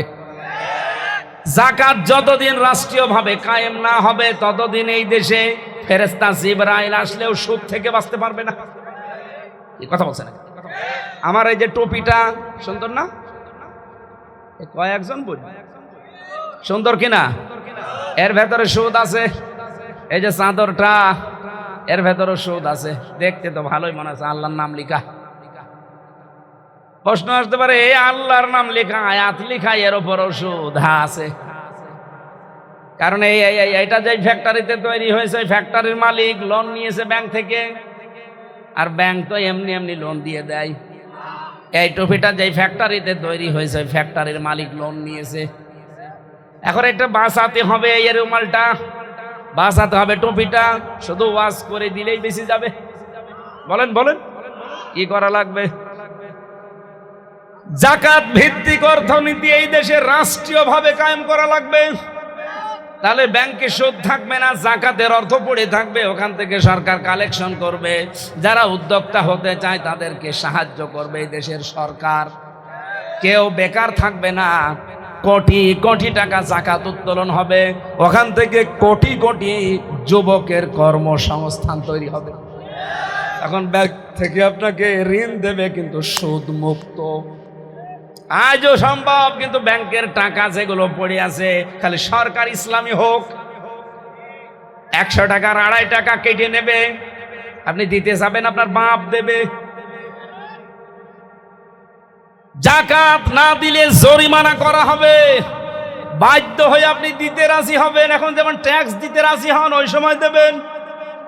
আমি একটা জরিপ পেয়েছিলাম, বাংলাদেশের একটা থানার জরিপ, এটা সাতক্ষীরার কলারোয়া। ওই ব্যাংকে যা টাকা পড়ে আছে ওখান থেকে যদি শুধু যাকাত উত্তোলন করা হয়, ওই এলাকায় আর গরিব থাকার সম্ভব নেই। সাতক্ষীরা খুব ধনী জেলা না, একটা গরিব জেলা। আর কলারোয়া খুব উন্নত না, এর যাতে বড় বড় উন্নত জেলা আছে, সিলেট, চট্টগ্রাম, ঢাকা, আমাদের কুষ্টিয়াও তার চাইতে অনেক উন্নত। তাহলে এই সমস্ত উন্নত জেলাতে কত টাকা শুধু পড়ে ছাতা নষ্ট হয়ে যাচ্ছে বলেন। 99.5 বিলিয়ন মার্কিন ডলার আমরা ঋণী হয়ে আছি এখন। এই যেমন হয় খুব বেশি 10 দিন আগের জরিপ। আর এই দেশ থেকে 15.5 বছরে শুধু এই ফ্যাসিস্টরা পাচার করেছে, এই দেশ থেকে পাঠিয়ে দিয়েছে অন্য দেশে 94.4 বিলিয়ন মার্কিন ডলার। এই টাকাগুলো যদি পাচার না করে এই দেশেই বিভিন্ন প্রতিষ্ঠানে তারা কাজে লাগাতো, আর যদি সত্যি এদেশে যাকাত কায়েম হয়ে যেত সরকারিভাবে, আল্লাহর কসম দুনিয়ার মানুষের কাছে আজ আমাদের হাত পাতা লাগতো না। বিশ্বের উন্নত দেশগুলো আমাদের দেশে এসে ব্যবসা করত, বিশেষ করে চীন, তুরস্ক, আমেরিকা, রাশিয়া। এরা এসে এই দেশে লক্ষ লক্ষ কোটি কোটি মানুষের কর্মসংস্থান তৈরি করে দিত। তখন আমাদের দেশ থেকে 8 লাখ 10 লাখ খরচ করে মালয়েশিয়াতে যে, সিঙ্গাপুরে 17 লাখ 20 লাখ টাকা খরচ করে যায়, ইটালিতে 22 লাখ 25 লাখ টাকা খরচ করে যায়। যে উপায় করে কয় টাকা? আমি নিজে দেখেছি মালয়েশিয়াতে যে মাত্র 30-35 হাজার টাকা উপায় করছে। কি করেন ভাই? রাস্তা ঝাড়ু দেয়, দর্জির কাজ করে, অথবা হোটেলে থালা বাসন ধোয়। বেতন কত বাংলাদেশের টাকায়? 30,000, 35,000, 40,000 টাকা। খেয়ে দে খুব বেশি হলো 12-13 হাজার, 15 হাজার থাকে। খরচ হয়েছে কত আপনার আসতে? 8 লাখ, 8.5 লাখ, 10 লাখ। কেন এগুলো খরচ হচ্ছে? এত ঋণ তো হওয়ার কথা না। এই দেশের ময়দানে মা বাবার কাছে, স্ত্রী সন্তানের কাছে থেকে প্রতি মাসে আপনি 40, 50, 60 হাজার টাকা উপায় করতে পারবেন অনায়াসে। আজ অনেকে ইসলামকে চাচ্ছে না এদেশে, আমি জানি। কারণ যারা অবৈধ ইনকাম করে খায়, প্রশাসনে বহু মানুষ আছে বাম হাতের ইনকাম করে, ওদেরকে শয়তানরা বুঝিয়েছে যদি ইসলাম আসে তাহলে তোমার এই বাম হাতের ইনকাম কমে যাবে। এই জন্য ওরাও রাজি না, বলছে না বাবা শাহজালাল সব হালাল করে নেব। আমাদের এই মুখটা আমরা পবিত্র রাখতে সামনে যদি চাই, যাকাত ভিত্তিক অর্থনীতি দিয়ে দেশে মাস্ট বি কায়েম করা লাগবে। আর এটা কায়েম করে দেবে এবার ফেরেশতারা। কারা? এখানে যদি যুক্ত হতে না পারেন আপনার কপাল পোড়া, আপনি ব্যর্থ। আমি আমার নিজের নামের জন্য, আমার নিজের আখের গোছানোর জন্য এটা চাচ্ছি না। আমি চাই আমার মুখটা পবিত্র থাক, যেটা মায়ের পেটের ভেতরে আল্লাহ পবিত্র রেখেছিলেন। দুনিয়ার এই 60, 70, 80 বছরের জীবনে আমি নাপাক করে ফেলবো কোন কারণে? আমি ইচ্ছা করলেও পারছি না, কারণ এই যে টুপিটা তৈরি হয়েছে কোথায় দেখতে পাচ্ছেন না? বলেন সম্ভব কেন? আপনি যান মালয়েশিয়া, যান আপনি সৌদি আরবে, ব্রুনাই, এই মুসলমান দেশগুলোতে তারাও ব্যাংক চালায় কিন্তু সুদ নেই। আমাদের দেশেও সম্ভব হয়তো, কিন্তু আমরা এখনো পর্যন্ত ইসলামকে রাষ্ট্রীয় পর্যায়ে নিয়ে যেতে পারি নাই। ইসলাম শুধু আছে অনুরোধের জায়গায়, চলো ভাই চলে মসজিদ নামাজ পড়তে যায়। এবার ইসলামকে আদেশের জায়গায় নেওয়া লাগবে। প্রতিদিন আদেশ আসবে, মানুষ মানতে বাধ্য হবে। এই দেশের 18 কোটি মানুষ, কথা বলেন ঠিক নেই?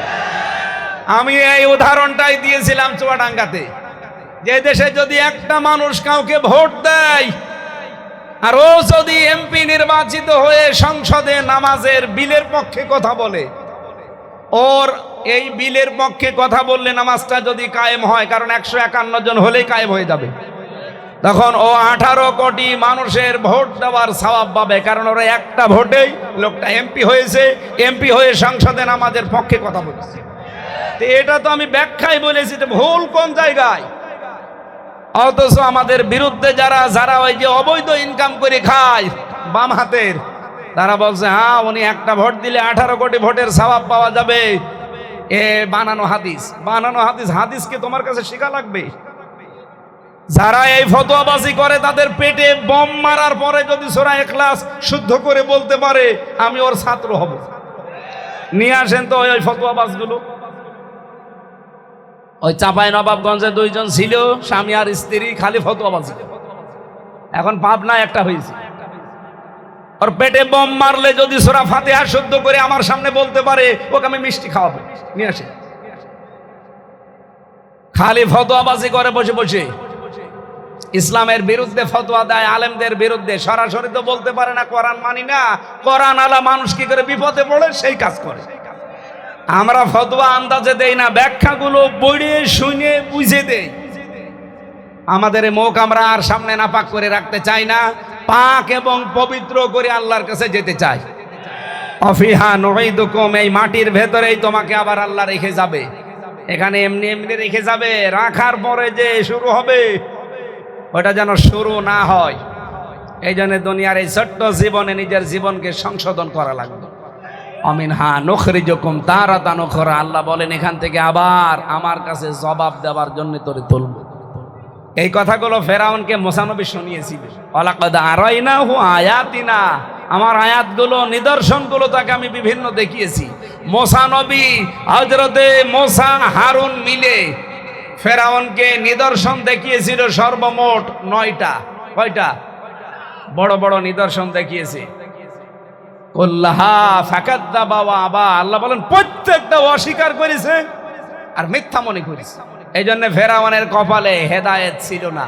আজ যারা আল্লাহর কোরআনের কথা শোনার পরে মিথ্যা মনে করেন, অহংকার করেন, মুখ ফিরিয়ে চলে যান, কয়দিন যাবে না, শরীরের শক্তি শেষ হয়ে যাক, শেষে বলবেন হুজুর কলেমা পড়িয়ে দেন। কলেমা না, তখন আপনাকে রাম রাম পড়াবো।